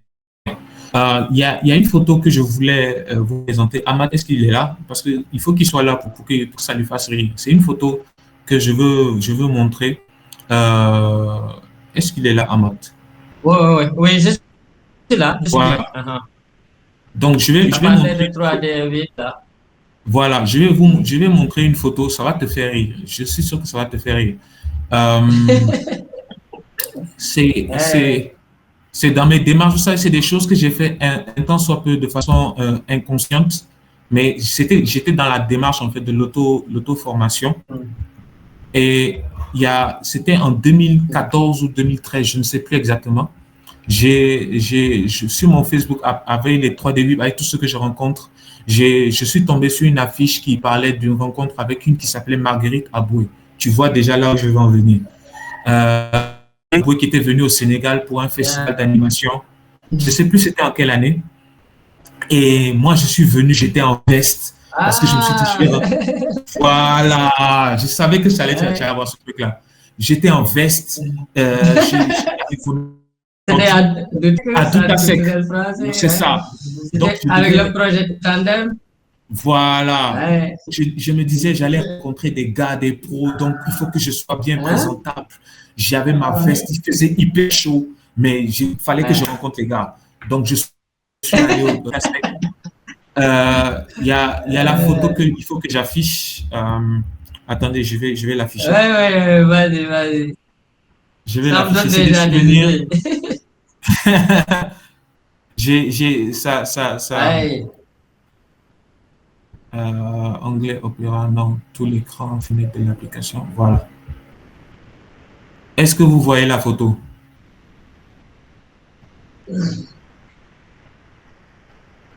Est-ce que vous voyez la photo? C'était moi, c'était 2000, je ne sais plus c'était quelle année. C'était 2000, je ne sais pas quand, mais c'est là Mais ce jour-là, ça dit, vous voyez vous voyez la chemise là, j'avais une veste derrière, j'avais mis ma veste, j'étais fourré et tout. Et c'est le grand, comment il s'appelle encore? Le grand Ndiaye. Le grand Et c'est Ndiaye qui m'a Moussa vu, je Cham. pense que Moussa Cham Pikassi qui est là. Et Dedo, c'est pas Moussa? Oui, c'est C'est Dedo. lui, c'est lui. Margaret Amoué. J'étais arrivé très tôt. Et c'est le grand qui m'a accueilli, le grand Ndiaye, et il m'a dit, écoute, enlève la veste, laisse ça, décontracte-toi. Donc, j'ai enlevé, et puis j'ai essayé d'enlever. Relax, quoi. Oui. Ça, c'est la deuxième photo. Là, un peu, il y a tout le groupe. Pamphile, Moussa Cham Pikassi, le grand est là. Je ne sais pas si vous voyez un peu, juste à côté de Moussa Cham Pikassi. Voilà, le grand, il est là. Boy. Ça, c'est un boy. Hein. Tu as MC Doucet, tu as tous ces gars-là. Donc, il a fallu que je me déplace vers ces gars-là, en fait. Ça. C'est d'où qui est là. C'est d'où il est là. Oui, Doucet. Mais, oui, c'est d'où. Il est plus au Sénégal, lui. Je ne sais pas. Donc, Marguerite Abou, elle était là. Elle a rencontré tout ce monde-là. Pamphile qui nous parlait du scénario. Studio Mousse, après le grand Pikassi, c'est là que je l'ai rencontré. On a gardé le contact et même là, on travaille encore on travaille ensemble sur les projets de Force N. C'est pour dire qu'il faut réseauter. Il faut se créer un réseau, se rapprocher des gens. Et vous ne savez pas les opportunités que ça va vous donner demain. Il y a une autre photo que l'équipe d'Obélus a retrouvée. L'équipe d'Obélus a retrouvé dans mon LinkedIn, je pense, mais sur mon Facebook, je ne sais plus, où je faisais une présentation des logiciels open source. J'avais la veste comme ça. Je faisais une présentation sur Blender. C'est gratuitement, je suis allé, j'ai donné de mon temps. Et cette masterclass-là m'a ouvert les portes à Force N. Des gens m'ont vu faire une présentation sur Blender et tout. Et c'est là qu'on m'a contacté pour des ateliers, pour concevoir des formations de Force N et tout. Et c'est après que j'ai été nommé responsable de certificat. Donc, c'est pour dire que tu ne peux pas rester comme ça dans ton coin. Si tu veux vraiment évoluer et être professionnel dans ce que tu fais, il faut que tu rencontres des gens. Voilà.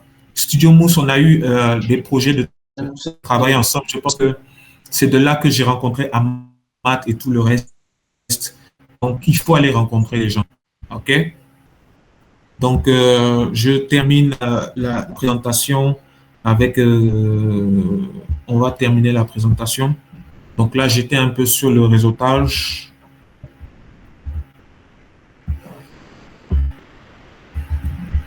Donc là, je parlais un peu de la photo de 2014, les opportunités avec les logiciels libres, 3D Web Sénégal. Non, c'est intéressant. Il y a un groupe que je suis allé, j'ai passé une journée avec, une journée absolument fantastique. C'est à l'époque où ACP 3D. ACP 3D, c'est là qu'a été formé Menta Draman, Florent Batili, Hassan Yola. À l'époque, c'était une formation gratuite à l'IAM. C'était sur appel à candidature. Et je suis allé, j'ai passé une journée avec eux. J'ai appris énormément. Vous ne pouvez pas imaginer. Il y a un qui m'a remis après 200 gigas de tutos d'animation. Donc, les gars, il faut aller se rapprocher des gens. Tu ne peux pas rester comme ça. C'est en se rapprochant des gens que tu peux avoir des opportunités de formation. C'est-à-dire, quelqu'un va te parler d'un truc qui peut t'aider. La formation que j'ai eue au Gobelin, il y a quelqu'un qui m'en a parlé, il s'appelle Ibrasso. C'est un de mes gars. Voilà, ça, c'est un de mes potes, même en animation, il est à Abidjan. C'est lui qui m'en a parlé, il m'a refilé le lien et je suis allé faire. Et j'ai eu le déclic. Il n'y a rien d'extraordinaire. C'est des contacts, c'est des gens qui t'apportent quelque chose, en fait. Simple S de Menta Draman. Dans ma démo réelle, vous voyez une animation, il y a une dame qui fait une éruption comme ça. J'étais en charge d'animer une des petites filles du shot. Elle devait pleurer pendant 3 secondes. Je devais animer quelqu'un qui pleurait en 3 secondes. Et Menta m'a donné un week-end. C'était l'animation la plus challengeante que j'ai eue de toute ma vie. J'avais 2 jours pour animer une petite fille qui pleure. Donc, il fallait me voir à la maison en train de faire ça. Essayer pour comprendre, en fait, voilà. Mais la machine que j'avais était pas bonne. Donc, c'était hyper lent. J'ai 2 nuits blanches pour rendre une animation de 2 secondes, 3 secondes. Et après, Menta a déposé cette animation-là, cette vidéo, sous le court-métrage, en fait, il a participé à un festival, il a remporté un prix. J'étais tellement content. Je savais que, il y avait 2 secondes là-dedans qui ont remporté un prix. Voilà. Donc, il y a des opportunités que tu vas avoir seulement quand tu vas tracher des gens, en fait. Que ce soit ici, localement, ou bien même à l'international, quand tu fais à l'exo. Donc, je vais un peu avec des success stories pour vous encourager. Et c'est là que je termine mon partage d'aujourd'hui. Donc, ici, c'est Julius Yego.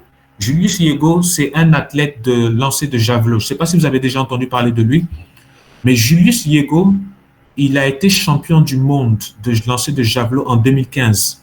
Et il s'est auto-formé sur YouTube. C'est ça sa particularité. Le Kenya est reconnu pour ses compétences, ou bien les athlètes en running, c'est-à-dire tout ce qui est course à pied, 800 mètres, 1500, 10 mètres, les marathons, les champions du monde, les Kenyans sont une référence, Kenyans, Éthiopiens.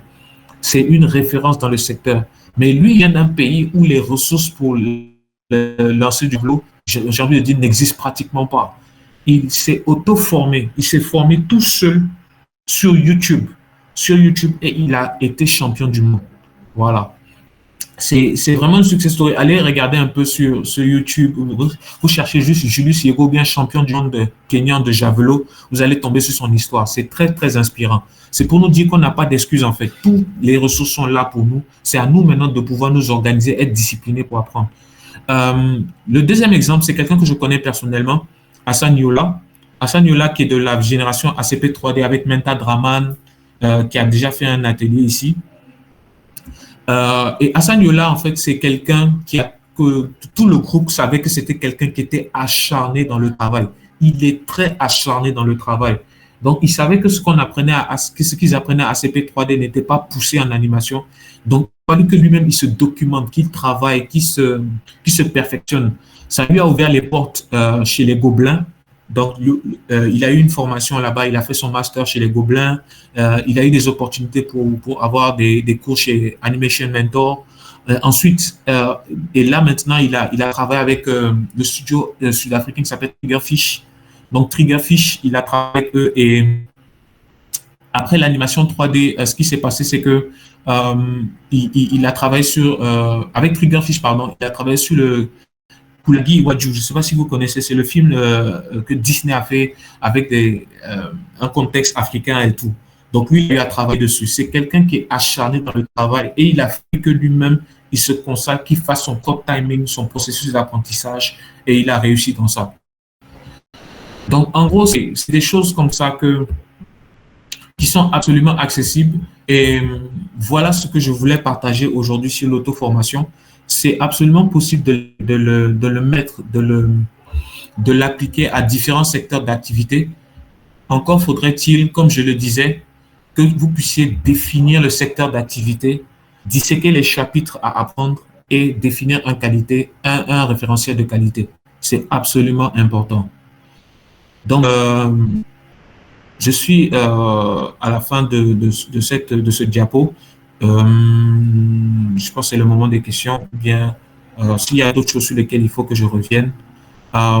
J'avais prévu de vous montrer un peu un processus de travail en animation. Je ne sais pas si le temps nous le permet. Donc, je laisse la parole au modérateur. Voilà, merci encore une fois, Jean, pour cette belle présentation. Une présentation inspirante, voilà, pleine de connaissances Donc, j'essaie toujours peut-être des questions. J'avais aperçu, je pense, quelques questions dans le chat. Et ces questions-là d'abord, mais sinon, il suffit juste de lever la main, comme ça, on va les organiser. Ok. Je pense que la question qui était dans le chat, on y avait répondu séance tenante. Sinon, voilà, on va prendre les autres questions.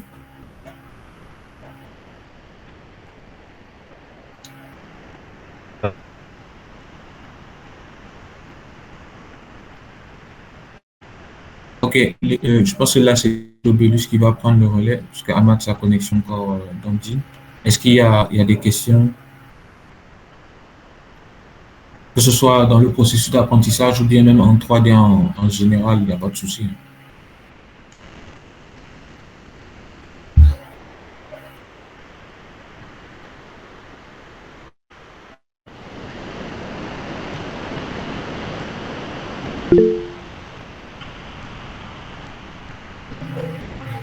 Ok, je pense qu'on a une main levée. C'est le modérateur qui donne la parole. Ah, voilà. Merci, Jean. Tu étais en train de dérouler. Voilà. Vous pouvez donner la parole. Hein. Si jamais je me déconnecte à nouveau, Jean, vous avez la main pour donner la parole. Il y a des mains qui sont levées. Ok. Je ne vois pas peut-être un ordre de... C'était Aïdara, peut-être? Oui, je pense que c'est ça. Oui. Aïdara, oui. Tu peux activer son micro. Bonsoir, grand.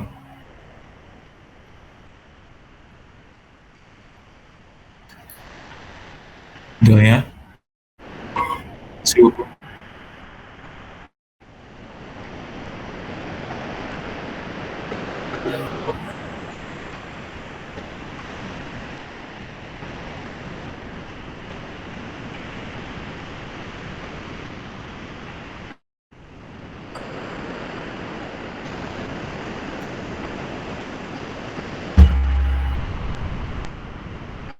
Ok, donc tu parles de quelqu'un qui a déjà des bases, la base. Voilà, peut-être un peu. Jean. Oui. Jean, si tu me permets, peut-être leur demander de se présenter d'abord. Comme ça, avec le profil, tu sauras même comment mieux lui répondre, quoi. Aïdara, peut-être nous rappeler qui est. yow si woo quoi xam naa ne maag Jean rek ñoo la xam.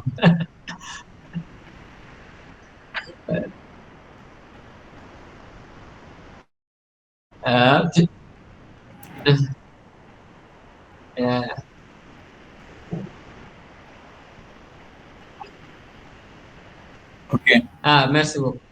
Merci beaucoup. Ouais, le background est important. Et passionné de Blender, hein, il faut le dire.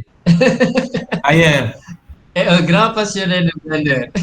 Moi, je suis un défenseur de Blender. Ouais. Craquer les logiciels là, ça me donne plus de maux de tête. Madame, de toute façon, envoyez-moi les FBX. Oh, je suis avec toi, hein, Mohamed. Blender, c'est un très bon outil. Mais dans ton background, il y a un article que j'ai lu qui m'a donné une belle gifle. Je pèse mes mots. Cet article, ça s'appelait Les 5 raisons pour lesquelles tu ne seras jamais un animateur. C'est un gars qui est très cash. L'article, c'est ça le titre. Les 5 raisons pour lesquelles tu ne seras jamais un animateur. Et dedans, il expliquait en fait que faire une formation qui est générale et générante, où tu touches un peu de tout, tu ne comprendras jamais c'est quoi les spécificités de l'animation. Dans nos formations, j'ai fait SupImax, donc je sais de quoi je parle. Gaston Berger, je sais que c'est le même directeur qui a repris le même programme là-bas. Donc, je connais un peu certaines réalités. Donc, je sais que tu as appris beaucoup de choses. Mais encore une fois, par rapport à l'animation, c'est les trois gros chapitres que je te recommande. Les 12 principes d'animation, que tu les maîtrises du bout des doigts. C'est-à-dire, tu t'assois, tu te lèves, tu sais les écrire du début à la fin. Timing, spacing, exagération, squash and stretch et tout le reste. Que tu les comprennes, tu les maîtrises, tu les appliques. Ensuite, il y a la body mécanique. Et je vous assure, c'est encore très loin. Comment, tu sais, le corps, il y a 3 gros principes qu'il va chercher. Le corps va chercher à économiser de l'énergie. Le corps va chercher l'équilibre. C'est-à-dire que, comme mes hanches font comme ça, comme mes épaules fond comme ça, si je me mets comme ça, il y a mon pied tout de suite qui va se lever parce qu'il faut que je reste dans l'équilibre. OK? Et la troisième chose, c'est la notion de l'énergie. Il va chercher à garder ça. C'est-à-dire qu'il ne va pas bouger de façon exagérée. Il va toujours chercher à bouger de sorte à garder de l'énergie. Je ne sais pas si j'ai repris le premier du coup, mais c'est des principes comme ça qu'il faut que tu apprennes en fait. En dehors de ce que tu fais, je te recommande vivement. Et je peux te donner par exemple, comme conseil, il y a un livre qui s'appelle de Richard Williams. C'est la base de tous les animateurs. Ça s'appelle Animation Survival Kit, le kit de survie de l'animation. Et il reprend tous ces genres de choses-là. Donc, si tu le lis, que tu suis, c'est une très bonne ressource. Il y a un site qui s'appelle 3D Animation Island. Animation Island. Et si tu cherches sur Google, c'est 50 exercices to master animation. Donc, je vais dire ça en anglais. 50 exercises to master animation. Donc, c'est 50 exercices que le gars te donne une liste avec une pédagogie bien précise pour atteindre l'animation. Donc, tu as des ressources comme ça qui te permettent de travailler en dehors de ce que tu as appris à l'école. Mais si tu te bases, et je te le dis honnêtement, si tu te bases sur ce que tu as appris à l'école, gars, l'animation, là, ce ne sera pas ça. Ce ne sera pas ça. Voilà, on n'a qu'à être honnête. Ouais. Aïdara, tu as bien noté? Si tu me permets, Ahmad, il y a les formations de Force N qui sont gratuites. Voilà, ça c'est une très bonne ressource, c'est gratuit. C'est gratuit et ça va démarrer. Je pense qu'il y a un appel à candidature qui est en cours. Donc, si tu as déjà des bases en infographie, en audiovisuel et tout, c'est de très bonnes choses qui te permettront d'aller très loin dans les formations là. Donc, c'est des ressources qui sont gratuites. Il faut juste remplir un formulaire. Il n'y a pas de critères de base ou bien de questionnaire. Si, je pense qu'il y aura à un moment donné des choses comme ça, mais c'est pas du tout compliqué. C'est gratuit, tu ne paies rien. Donc, en dehors de la formation que tu fais son berger, qui est très bien, il faut finir. Il ne faut pas faire comme moi. Moi, à cause de tout ça, j'ai été très rebelle, je n'ai pas fini ma licence. Il faut finir. Je dois reprendre mes cours. Il ne faut pas me suivre. Il faut finir ton école. Finis bien, c'est très important. Peut-être qu'un jour on parlera de ça. Tu as entendu? Il ne faut pas fuir les cours. Peut-être qu'un jour on parlera de ça, de l'importance de l'universitaire dans toutes nos choses-là. Mais voilà, Force N, c'est une très bonne opportunité qui se dessine. Animation Island, dont je parlais. Mais vraiment, c'est les concepts. Il ne faut pas te focaliser sur les outils ou bien sur les cours. Non, c'est les concepts. 12 principes de base, la mécanique du corps et l'acting. Voilà. OK. Merci beaucoup, Jean. Je pense que c'est très clair pour Aïdara. Hein? On va prendre Xavier, peut-être, après donc Alex. Xavier Yetea. Allô, bonsoir. Xavier, tu as la parole. Il faut juste ouvrir ton micro. Allô, oui, Xavier. Bonsoir, Xavier. Bonsoir à toi. Mr. Jean-Michel. Faut te présenter. Moi, je te connais, les gens ne te connaissent pas. Faut te présenter. Ouais. Ouais, moi-même, je te connais, mais tu es obligé de te présenter avant de poser ta question. Ok, je peux me présenter donc. Donc, moi, c'est Xavier. Je suis motion designer et je fais de 3D aussi. Donc, je suis autodidacte aussi. C'est important de préciser. En tout cas, j'ai beaucoup aimé la présentation. Chaque jour, on apprend. Chaque fois qu'il y a quelque chose à apprendre, c'est important d'apprendre. Et là, c'était super. Ça fait des connaissances de plus. Maintenant, moi, la question que j'avais, personnellement, c'était de savoir où et comment trouver le bon mentor. Surtout dans des logiciels, lorsqu'on veut apprendre des logiciels comme Nuke, qui fait peur, ou Houdini, qui est bien complexe, et qu'on rajoute la barrière de langue, tout ça. Donc, où trouver le bon mentor, comment trouver, c'est quoi le processus? Et surtout quand on n'a pas d'argent, parce que des fois, ça coûte cher. Ça coûte très cher, effectivement. Xavier, Xavier, tu es riche, hein? Xavier, toi aussi, tu es Ouais, riche. Xavier a Ah, l'argent. Je ne sais pas pourquoi il veut Tu as de garder. l'argent, Il a toi. l'argent. mais Xavier, Les tu as gens, de l'argent. je les gens reçois qui, les bénédictions. les gens qui aiment Mac, ils ont l'argent. Les gens qui aiment les Mac, là, ils ont l'argent. Amen. Ça, c'est sûr. Alors, pour répondre à la question, effectivement, le mentorship, il y en a qui, Ouais, le mentor. il y a des plateformes pour ça, pour les et je vais dire malheureusement, ou je sais pas, ça peut être une barrière, le prix. C'est excessivement cher, ça coûte cher. J'en ai rencontré plein mal qui m'ont proposé des prix. Je leur disais honnêtement, je ne peux pas payer ça. Je ne sais plus si ça existe encore, mais sur Google, pas sur Google, sur Facebook, il y avait cette option-là. C'est-à-dire qu'il y a certains groupes, en fait, où ils avaient ouvert un onglet mentorship. Ça existait à une certaine époque. Je ne sais plus si ça existe. Il faut chercher un peu sur Google. Je ne sais plus si ça existe. Je ne pense pas parce que ça n'avait pas donné. Mais c'était des personnes qui étaient volontaires de donner de leur temps, de leur énergie à des personnes qui veulent apprendre. Et je vous assure, ça existe. Il y a des personnes qui ont le plaisir de donner, qui veulent juste quelqu'un qui va les soulager, il va lui montrer les bases et puis maintenant, qui va même le prendre pour certains marchés, certains travails. Ça existe. Maintenant, où les trouver? Il y a Facebook qui est là pour ça. Il y a une chose que j'ai faite une fois. Et là, vous allez rire. C'est-à-dire, j'ai fini de regarder un film. C'était un film, je ne sais plus exactement c'était quel film. J'ai fait ça avec plusieurs films. Vous savez, quand vous apprenez le cinéma, il y a une règle d'or qu'on vous apprend, c'est-à-dire que tu regardes le générique jusqu'à la fin. Je suis sûr que le grand Amath, il recadre un peu les jeunes par rapport à ça. Les jeunes aiment zapper les génériques. C'est un manque de respect par rapport à tous ceux qui ont travaillé. Tu regardes mon film, tu regardes le générique. Le générique jusqu'à la fin. Et surtout ceux qui sont dans l'audiovisuel, dans le cinéma, vous devez du respect à ceux qui ont travaillé les films que vous regardez. Et je vous assure, le jour où toi, ton nom sera dans un générique, tu aimerais que les gens t'appellent. Oh, j'ai vu ton nom dans tel truc. Donc, ce que je faisais, en fait, c'est que je m'asseyais, on avait appris cette règle-là. Et quand tu regardes le générique, tu vois les différents départements, les gars qui ont bossé dessus, tu ne les connais pas. Et moi, ce que je faisais, c'est que quand j'arrive à la partie 3D, je fais pause. Je prends le nom de tous les gars là. Je vais les chercher sur LinkedIn, sur Facebook. Il y a plein de gars qui vont me refuser, mais il y en a plein qui vont m'accepter. Est-ce que vous voyez? Et de fil en aiguille, après maintenant, c'est-à-dire qu'il y a ces ressources-là qui sont là pour rencontrer ces personnes-là. Les génériques de films, les festivals, les masterclass dont je parlais, il y a des gens que tu vas voir. Il faut avoir de l'audace, aller te rapprocher d'eux.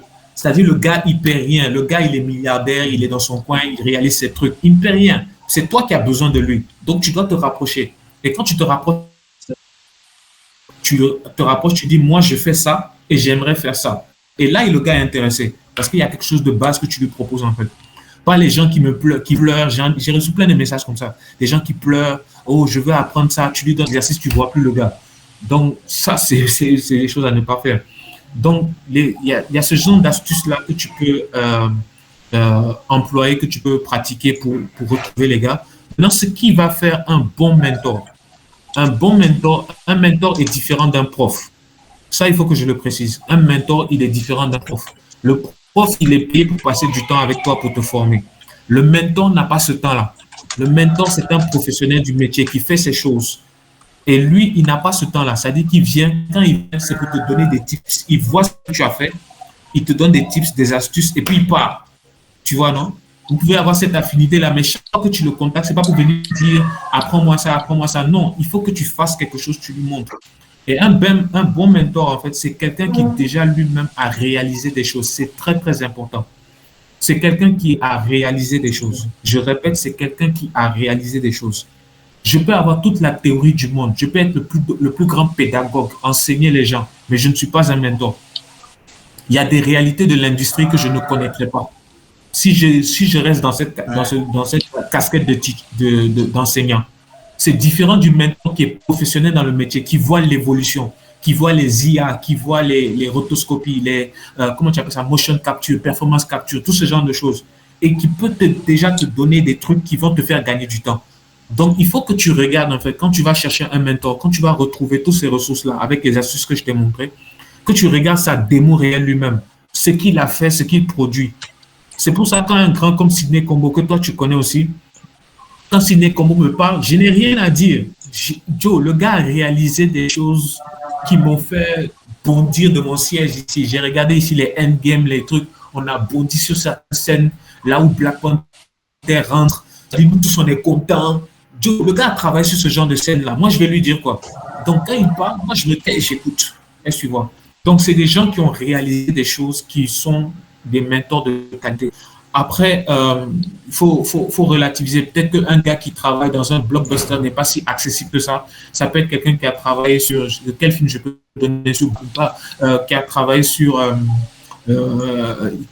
Iwaju, ou bien qui travaille à Triggerfish, qui travaille dans un studio de la place. En tout cas, c'est quelqu'un qui réalise déjà des choses. Voilà, c'est très très important. C'est ce que je peux dire par rapport à la question que j'avais pour comment qualifier un bon mentor.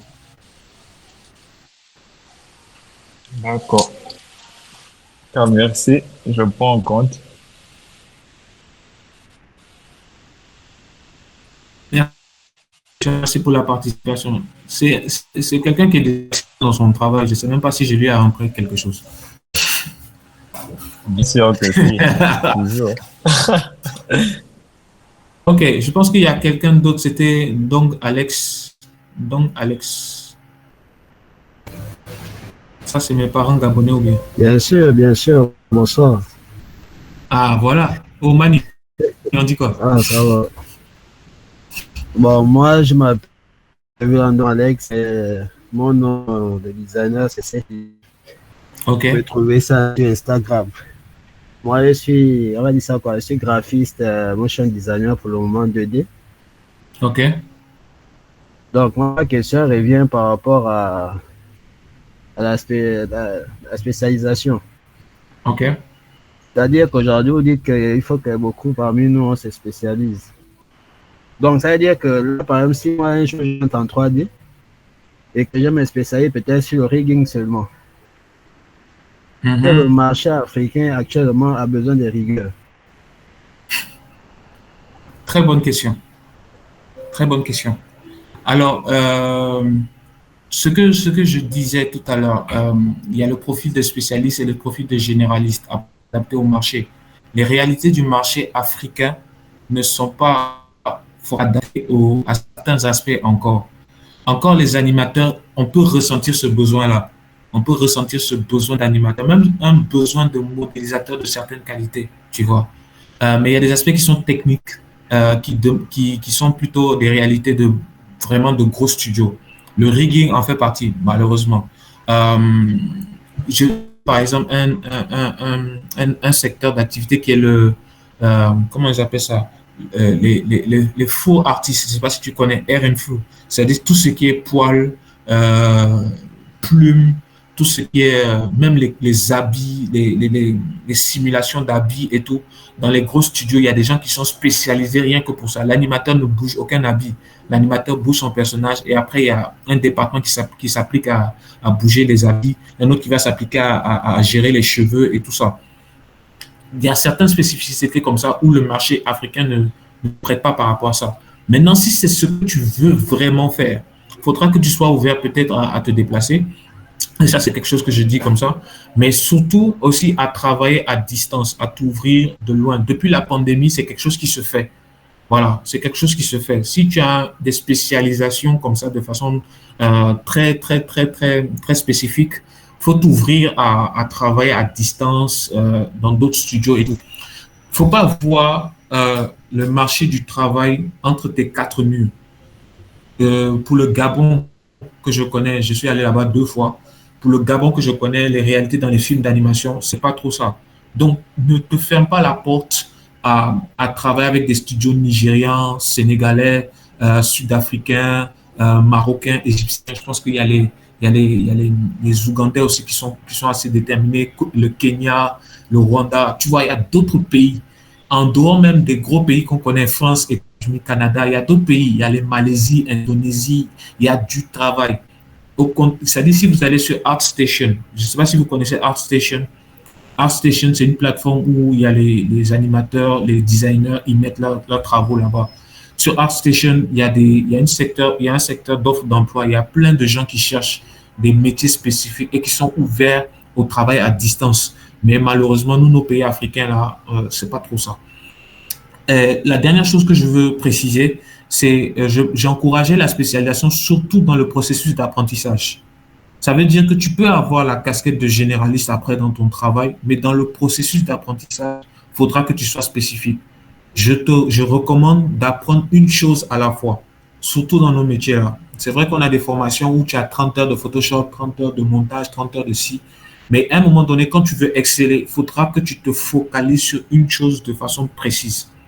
Si tu veux évoluer, par exemple, dans le rigging, c'est-à-dire tu as appris la 3D à modéliser, tu fais les infographies et tout, mais tu vas t'organiser, par exemple, sur un mois pour placer tes bonnes, pour placer les contraintes, pour placer les influences, pour gérer tes FK, tes IK, gérer tes switches, gérer tous ces contraintes, ces influences, peindre un peu, voilà, en dehors des plugins automatiques là, mais c'est bon d'avoir des bases vraiment from scratch, tu vois, où tu places chaque bonne et tout, tu peins les influences. Mais là, je suis en train de rentrer de façon technique, je risque de perdre un peu tous les autres qui sont dans l'audiovisuel en général.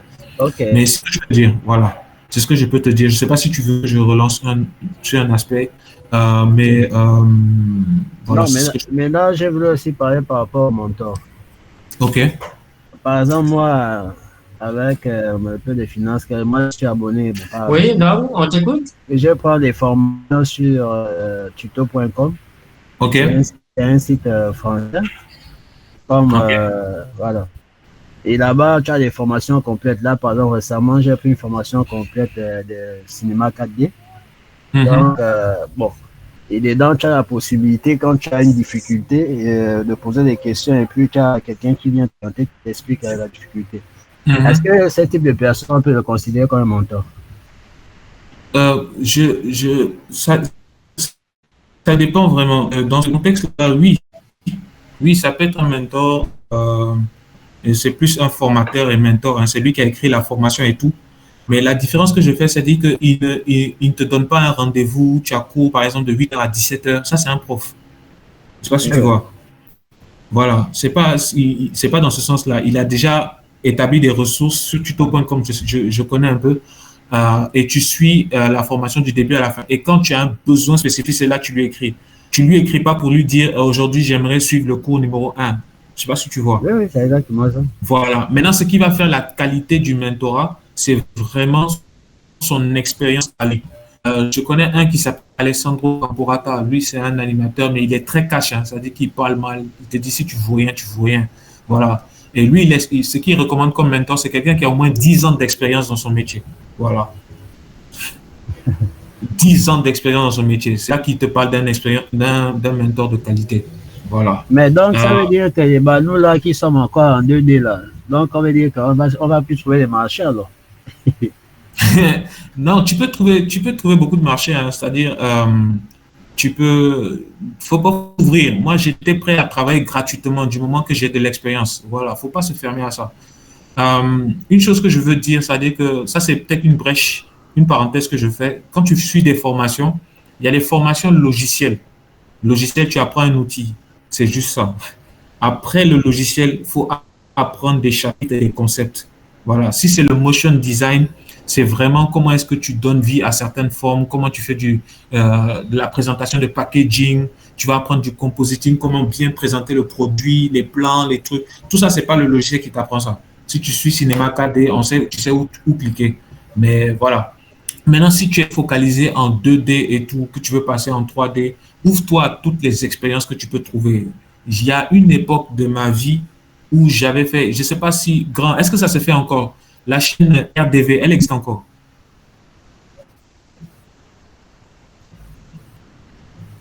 Est-ce que la chaîne RDV, ouais, oui, je pense que oui. Oui.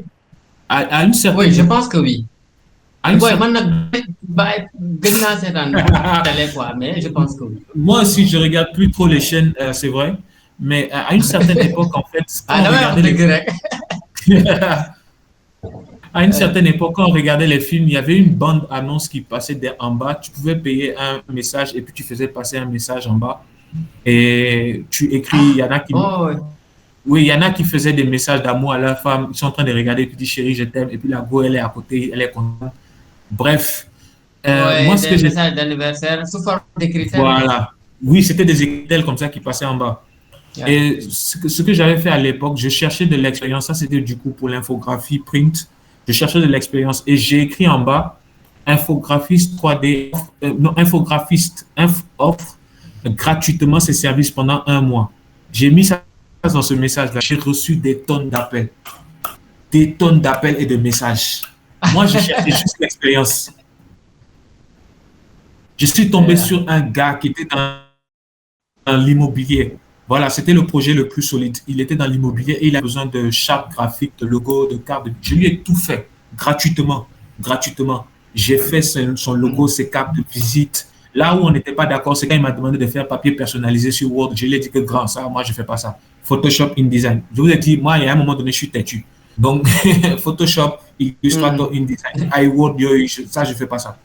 Et j'ai fait ça. Ça a rempli mon portfolio, en fait. Donc, quand j'ai présenté mon portfolio, ça a ouvert les portes à Joko Labs, où j'ai fait un stage là-bas. Donc, mon portfolio était solide avec des réalisations et tout. C'est pas que je m'attendais comme ça à ce que quelqu'un me donne. Vous savez, des fois, on a cette barrière-là. Quand tu entres dans le marché de l'emploi, 5 ans d'expérience. Il fallait que je cherche mes 5 ans là moi-même. Donc, voilà. C'est des tips comme ça que je veux te donner. Il faut que tu t'ouvres à toutes les opportunités. Si tu veux passer à 2D, à 3D, il y a beaucoup de défis, de challenges. C'est pas les mêmes réalités. La 3D est beaucoup plus réaliste. Donc, quand tu animes et puis que ce n'est pas crédible, tout de suite, ça se voit. Alors qu'en 2D, ça peut passer. Voilà ce que je peux te dire par rapport à ta question et l'heure est avancée. Voilà, grand. Ok, merci. De rien, Mani. Ouais. Donc, quand je parlais des 12 principes, il y a un principe qu'on a, le premier qui est pour moi le plus important, c'est le timing and spacing. Les gars de Disney, eux, le principe pour eux le plus important, c'était squash and stretch, parce que c'est celui-là qui donne vraiment l'impression du poids.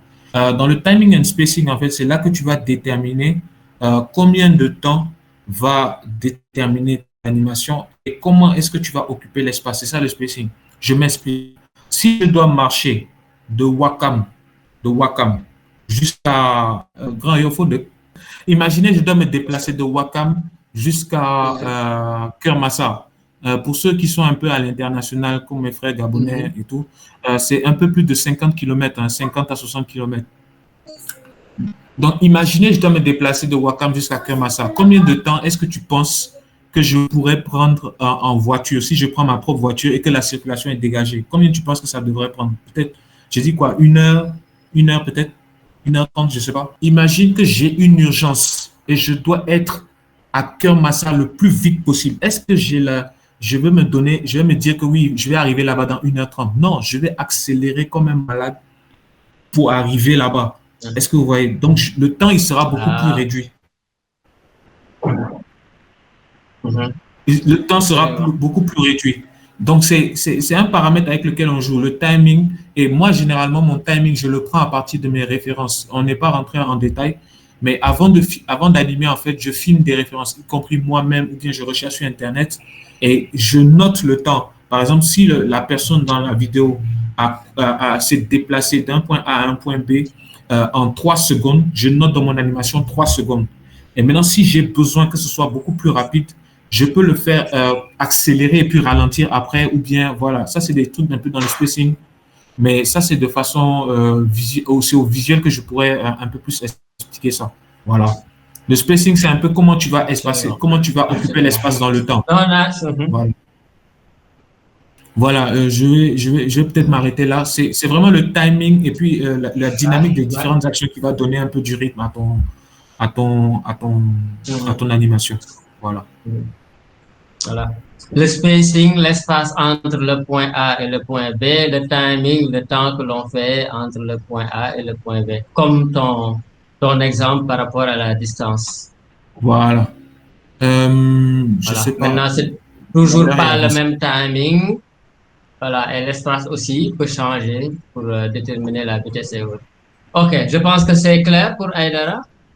Ouais, comme ça, on prend la dernière question. Je vais voir en attendant dans le chat s'il n'y a pas des questions qui attendent. Si c'est intéressant, on les prend. Sinon, Jane a déjà proposé sa question.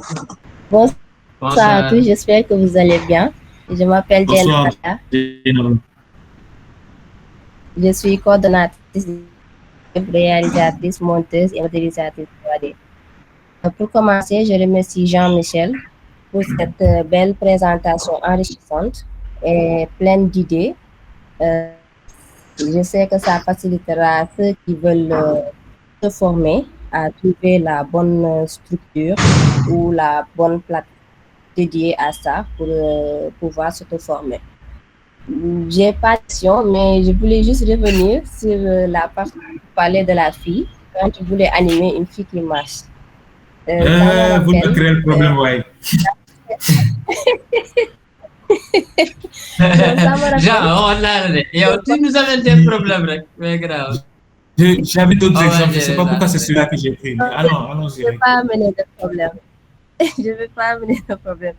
Bon, ça me rappelle la première fois où j'ai participé à la création d'un film d'animation 3D en tant que modélisatrice 3D. D'ailleurs, c'était le film d'Amad Ndiaye, Ganja.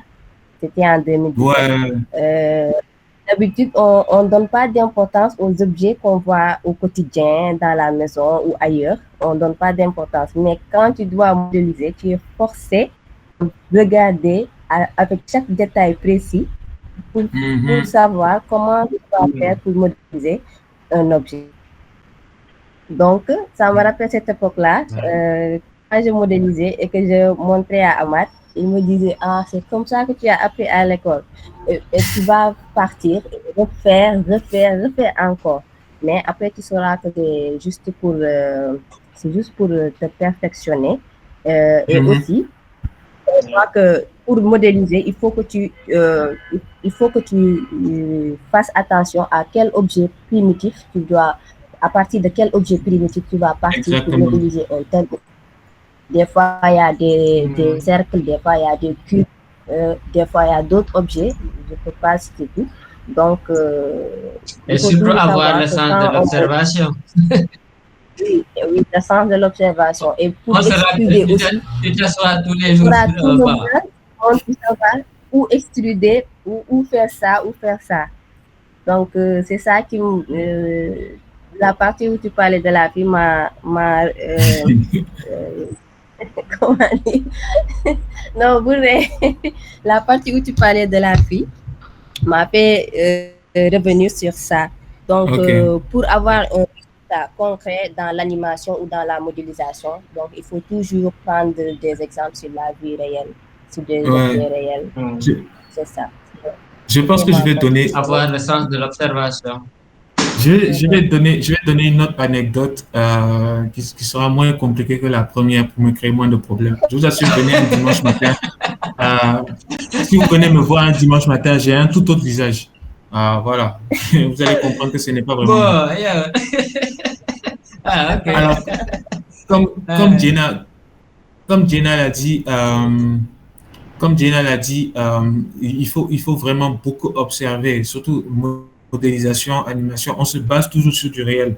Il y a un moment, un exercice d'animation en body mécanique, c'est la mécanique du corps, où on doit gérer le poids. Vous savez, si je dois soulever un sac de riz de 50 kilos, je ne vais pas m'appliquer de la même manière que si je devais soulever un sac à dos où il n'y a rien à l'intérieur. C'est-à-dire qu'un sac de riz de 50 kilos, je vais m'apprêter, me rapprocher dessus, soulever, tirer. Et c'est toutes ces tensions qu'il y a dans les muscles-là que je dois retranscrire en animation. Donc, j'étais sur cet exercice-là. L'exercice était de faire des poses qui expriment quelqu'un qui soulève quelque chose de lourd. Et je n'avais pas vraiment compris parce que le poids, ça se matérialise surtout sur l'être humain, sur les coudes et puis les genoux. C'est là qu'on voit vraiment la tension du poids. Et ce qui s'est passé, c'est que je devais sortir je devais faire une course, un truc comme ça. Et il y a eu une jeune fille, c'est toujours des jeunes filles. Il y a eu une jeune fille, en fait, qui était sur le trottoir. Elle était sur le trottoir vers le marché. Et moi, je devais traverser. Mais je l'ai vue et j'ai vu, en fait, qu'elle avait une grosse valise qu'elle devait soulever pour mettre dans un clando ou bien quelque chose comme ça. Et vous savez, de façon naturelle ou bien dans l'éducation, on nous a éduqués d'une manière, si tu vois une fille qui soulève un truc lourd, tu l'aides en tant qu'un homme, galanterie ou tout ce que tu veux. C'est nos valeurs, c'est comme ça. Chez les autres, aujourd'hui, ça pose des problèmes, mais moi, j'assume, c'est nos valeurs. La galanterie, c'est une Faut bonne pas chose. te Les gars qui- justifier. Vas-y, Rek. Vas-y, Rek. Oui, les gens qui sont Ne là. te justifie pas. Non, Vas-y, Rek. attends. Toi, tu attends, tu me coupes toujours. Attends la fin, tu vas rire. Oui, tu peux pas te justifier. Vas-y, Rek. Et Il y a ouvert le truc. Ah, ça, je vais Non, pas- attendez, je marchais vers elle, je partais vers elle naturellement pour aller l'aider pour soulever le bagage. Et quand je suis allé vers elle, tout de suite dans ma tête, je me suis dit, ah, elle va soulever un gros bagage. Je me suis rappelé tout de suite de mon exercice. J'ai fait demi-tour. Je me suis arrêté, puis je la regardais maintenant. C'est-à-dire, je l'ai observée et je l'ai vu, la fille était très mince et le sac était lourd. Donc, j'ai vu comment est-ce que c'est appliqué pour se baisser, pour tirer la valise. J'ai vu ses bras se tendre carrément. C'est-à-dire que tout son corps même, j'avais l'impression que la fille allait se casser. C'est-à-dire, et je l'ai observé comme ça, le truc pour aller mettre ça, je ne sais pas où, je ne me rappelle plus exactement. Et c'est pour dire que tu vas observer la vie en réel. Tu ne vas plus la voir de la même manière. Je vous assure, tous les mouvements que je vois autour de moi, je ne les vois plus de la même manière. J'aime m'amuser aujourd'hui. Quand je dois faire une animation, les références, je les filme moi-même ou j'expérimente moi-même. C'est là que tu vois c'est quelle partie de ton corps qui te fait mal, là où tu vas insister un peu plus sur les cuisses, là où le poids se trouve. Dans l'animation, il faut toujours chercher où le poids se trouve en fait. Si je marche, en fait, il y a un moment donné, le poids va se trouver sur mon pied droit. Après, il va basculer sur le pied gauche. C'est tout ça qu'il faut analyser, en fait. Et je rejoins vraiment ce que Djaba disait. Dans la modélisation aussi, il faut observer. Vous apprendrez beaucoup de la vie. C'est pour ça, il y a un aspect des IA que où je ne suis pas très fan. Voilà, où on perd un peu cette notion, où on étudie la vie, on étudie un peu les choses. L'IA doit être un exécutant, pas celui qui te fait tout. Sinon, il y a un goût que tu n'as pas, en fait. Voilà. Et vous allez voir ceux qui sont vraiment expérimentés, qui réalisent des choses vraiment de qualité avec les IA. C'est des gens qui ont déjà appris ce dont on est en train de parler là. Voilà. C'est peut-être l'objet d'un autre débat, les IA aujourd'hui, mais bon, ça c'est autre chose. Donc, voilà ce que je voulais dire en complément par rapport à l'intervention de Gina. Olof Ndiaye dafa ne lu neex du doy. Donc, on a dépassé un tout petit peu le... Mais affaire yi ñoo neex quoi, tu vois. Je sais pas, il n'y a pas d'autres questions et c'est bien parce que la présentation, vraiment, elle est très claire. Li nga fi wax yëpp daal, je pense que ñëpp jàpp nañ ko. Peut-être un dernier mot rek, parce qu'on ne peut pas peut-être ne pas en parler. C'est l'IA, moi je dirais les IA. Selon toi, ton opinion sur ces IA-là, peut-être par rapport à l'auto-formation d'abord, et ensuite l'IA par rapport à la production. Parce que moi, personnellement, je fais un petit peu la différence. Qu'est-ce que tu penses des IA par rapport à l'auto-apprentissage et de ces IA par rapport à la production d'animation? Yow lan moo ci sa xalaat quoi? Qu'est-ce que tu as? Moi, de base, je suis un puriste dans tout ce que je fais. C'est-à-dire, quand je dis un puriste, j'aime aller à la base, comment ça se fait de façon traditionnelle. Quand je conduis une voiture, je préfère une voiture manuelle qu'une voiture automatique. C'est un débat, je ne sais pas comment me défendre à chaque fois. Mais sensation, Bobby, moi, me nerf quoi. La sensation me plaît. C'est-à-dire que quand je passe les vitesses, j'aime ça. Est-ce que vous voyez? Donc, de base, je suis très, très puriste. Quand je prends un appareil photo, j'aime manipuler les paramètres moi-même au lieu d'aller en mode automatique. Donc, les IA, au début, je n'étais pas comment je vais dire ça? Je n'ai pas accroché le concept tout de suite. Parce que je me disais que même les IA ne vont pas m'empêcher d'apprendre comme je veux. C'est pas parce qu'aujourd'hui, il y a des IA qui te font des animations vidéo vite fait en 2 secondes que ça va m'empêcher d'étudier les mouvements, de faire mes tracking, de faire mes poses clés et tout ça. Donc, par rapport à l'auto-formation, il faut bien situer. Mais par contre, ce que je veux dire, c'est que le monde, il évolue. C'est pas parce que tu es puriste que tu vas continuer à écrire des lettres à la poste pour contacter quelqu'un. Non, il y a des téléphones, il y a WhatsApp. Le monde, il évolue, il y a la technologie qui avance. Et les IA sont une réalité aujourd'hui. Les AI tools sont une réalité dans tout ce qu'on fait. Dans les films qu'on a regardés, il y a beaucoup d'IA dedans. L'annonce a été générée en IA. Tout le visage n'a pas été dessiné par quelqu'un. Ça a été généré par IA. Donc, il y a plein de choses qui se font faire. Et c'est depuis longtemps. C'est maintenant que ça fait un boom. Donc, il faut se réconcilier avec ça et bien situer leur intervention. Je dis que les IA sont des outils. On n'est pas encore à l'époque où il y aura Skynet qui va prendre le contrôle du monde entier. Ça, on y est encore. Je suis très pessimiste par rapport à cette histoire. Ça va arriver, mais on n'y est pas encore. On n'y est pas. Donc, il faut, dans l'auto-formation, les IA peuvent être de très bons outils. Comme je disais tout à l'heure. Merci en tout cas. Oui, je disais tout à l'heure, ChatGPT peut te générer de bons programmes. C'est-à-dire un programme, définir l'animation, te donner des programmes, te donner même des vidéos qui vont aller dans le sens de ton programme. J'ai testé ça et ça marche. Je vous assure, ça marche. Tu lui dis juste, je veux apprendre l'animation en 3 mois, fais-moi un programme, explique-moi c'est quoi l'animation. Et si tu ne comprends pas, tu as même la possibilité de lui dire, apprends-moi comme à un enfant de 4 ans, trouver des mots simples pour t'apprendre. J'ai appris plein de choses comme ça, les concepts de trading, les concepts du marché financier, des choses qui peuvent paraître techniques et ambiguës. Tu comprends comme ça quand tu dis, enseigne-moi juste comme un enfant de 4 ans et il te donne des exemples, tu comprends en fait. Donc, c'est une ressource absolument énorme dont on ne peut pas se passer. Voilà. Donc, ça peut être un outil efficace pour l'apprentissage. Oui, ça peut être un outil efficace pour l'apprentissage. Par contre, ça ne doit pas remplacer le fait que toi, tu pratiques. Le fait que toi, tu t'exerces, le fait que toi, tu apprennes quelque chose. Voilà. Maintenant, dans la production, ça peut faciliter aussi des choses. Par exemple, pour déterminer mes images clés, par exemple, passer de la 2D traditionnelle à la 3D, les gens disaient que l'animation était morte, alors que c'est faux. Juste parce que les in-betweeners n'existaient plus. Avant, il y avait des gens qui dessinaient comme ça toutes les pauses qui sont entre deux images clés. Mais là, je suis un peu technique, ça risque de perdre un peu les autres. Mais les outils IA peuvent te faire gagner du temps, surtout en production. Ahmad, tu es d'accord avec moi que pour produire un film, il faut énormément de ressources et de temps. Donc, si tu peux gagner du temps, écoute, tu ne vas pas t'en priver, quoi. Voilà. Donc, c'est comme ça que je peux... Mais tout à fait, on va s'adapter de toute façon. De toute façon, on va s'adapter. Et ce n'est pas quelque chose de nouveau pour vous. Hein. Ça dépend toujours des niveaux.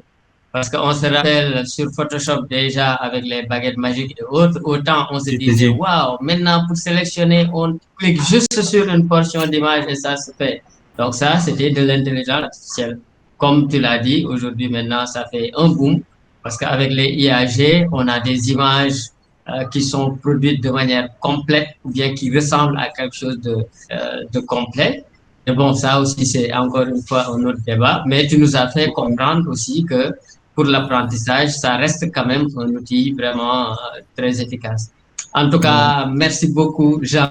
J'ai pas envie, nous n'avons pas envie de te laisser comme ça, mais le New York, on va être obligé d'en rester là. Mais ça ne veut pas dire que tu ne vas pas revenir. On va en rediscuter. Même s'il faut revoir avec d'autres programmes, d'autres thèmes, un autre thème que tu vouloir animer. Inch'Allah, même pourquoi pas en présentiel avec ton plat préféré.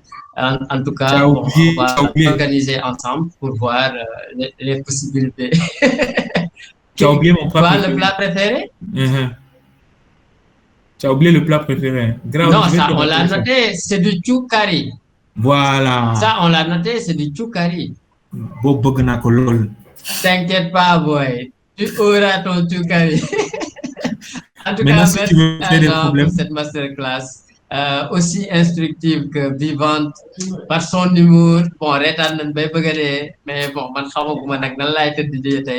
mais en tout cas, sa pédagogie aussi, en tant que formateur, son expérience, il a vraiment rendu accessible ce sujet-là qui est vraiment à la base complexe. On parle d'auto-formation, surtout en Afrique. Et dans le domaine de l'animation 3D, ce n'était pas du tout évident, mais il l'a fait et il nous a encore une fois motivés.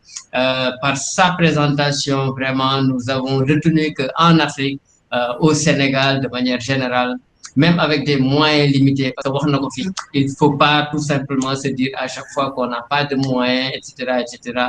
Donc, il est possible de se former, même sans ce qu'on appelle manque de moyens. En tout cas, on peut continuer à progresser, à créer vraiment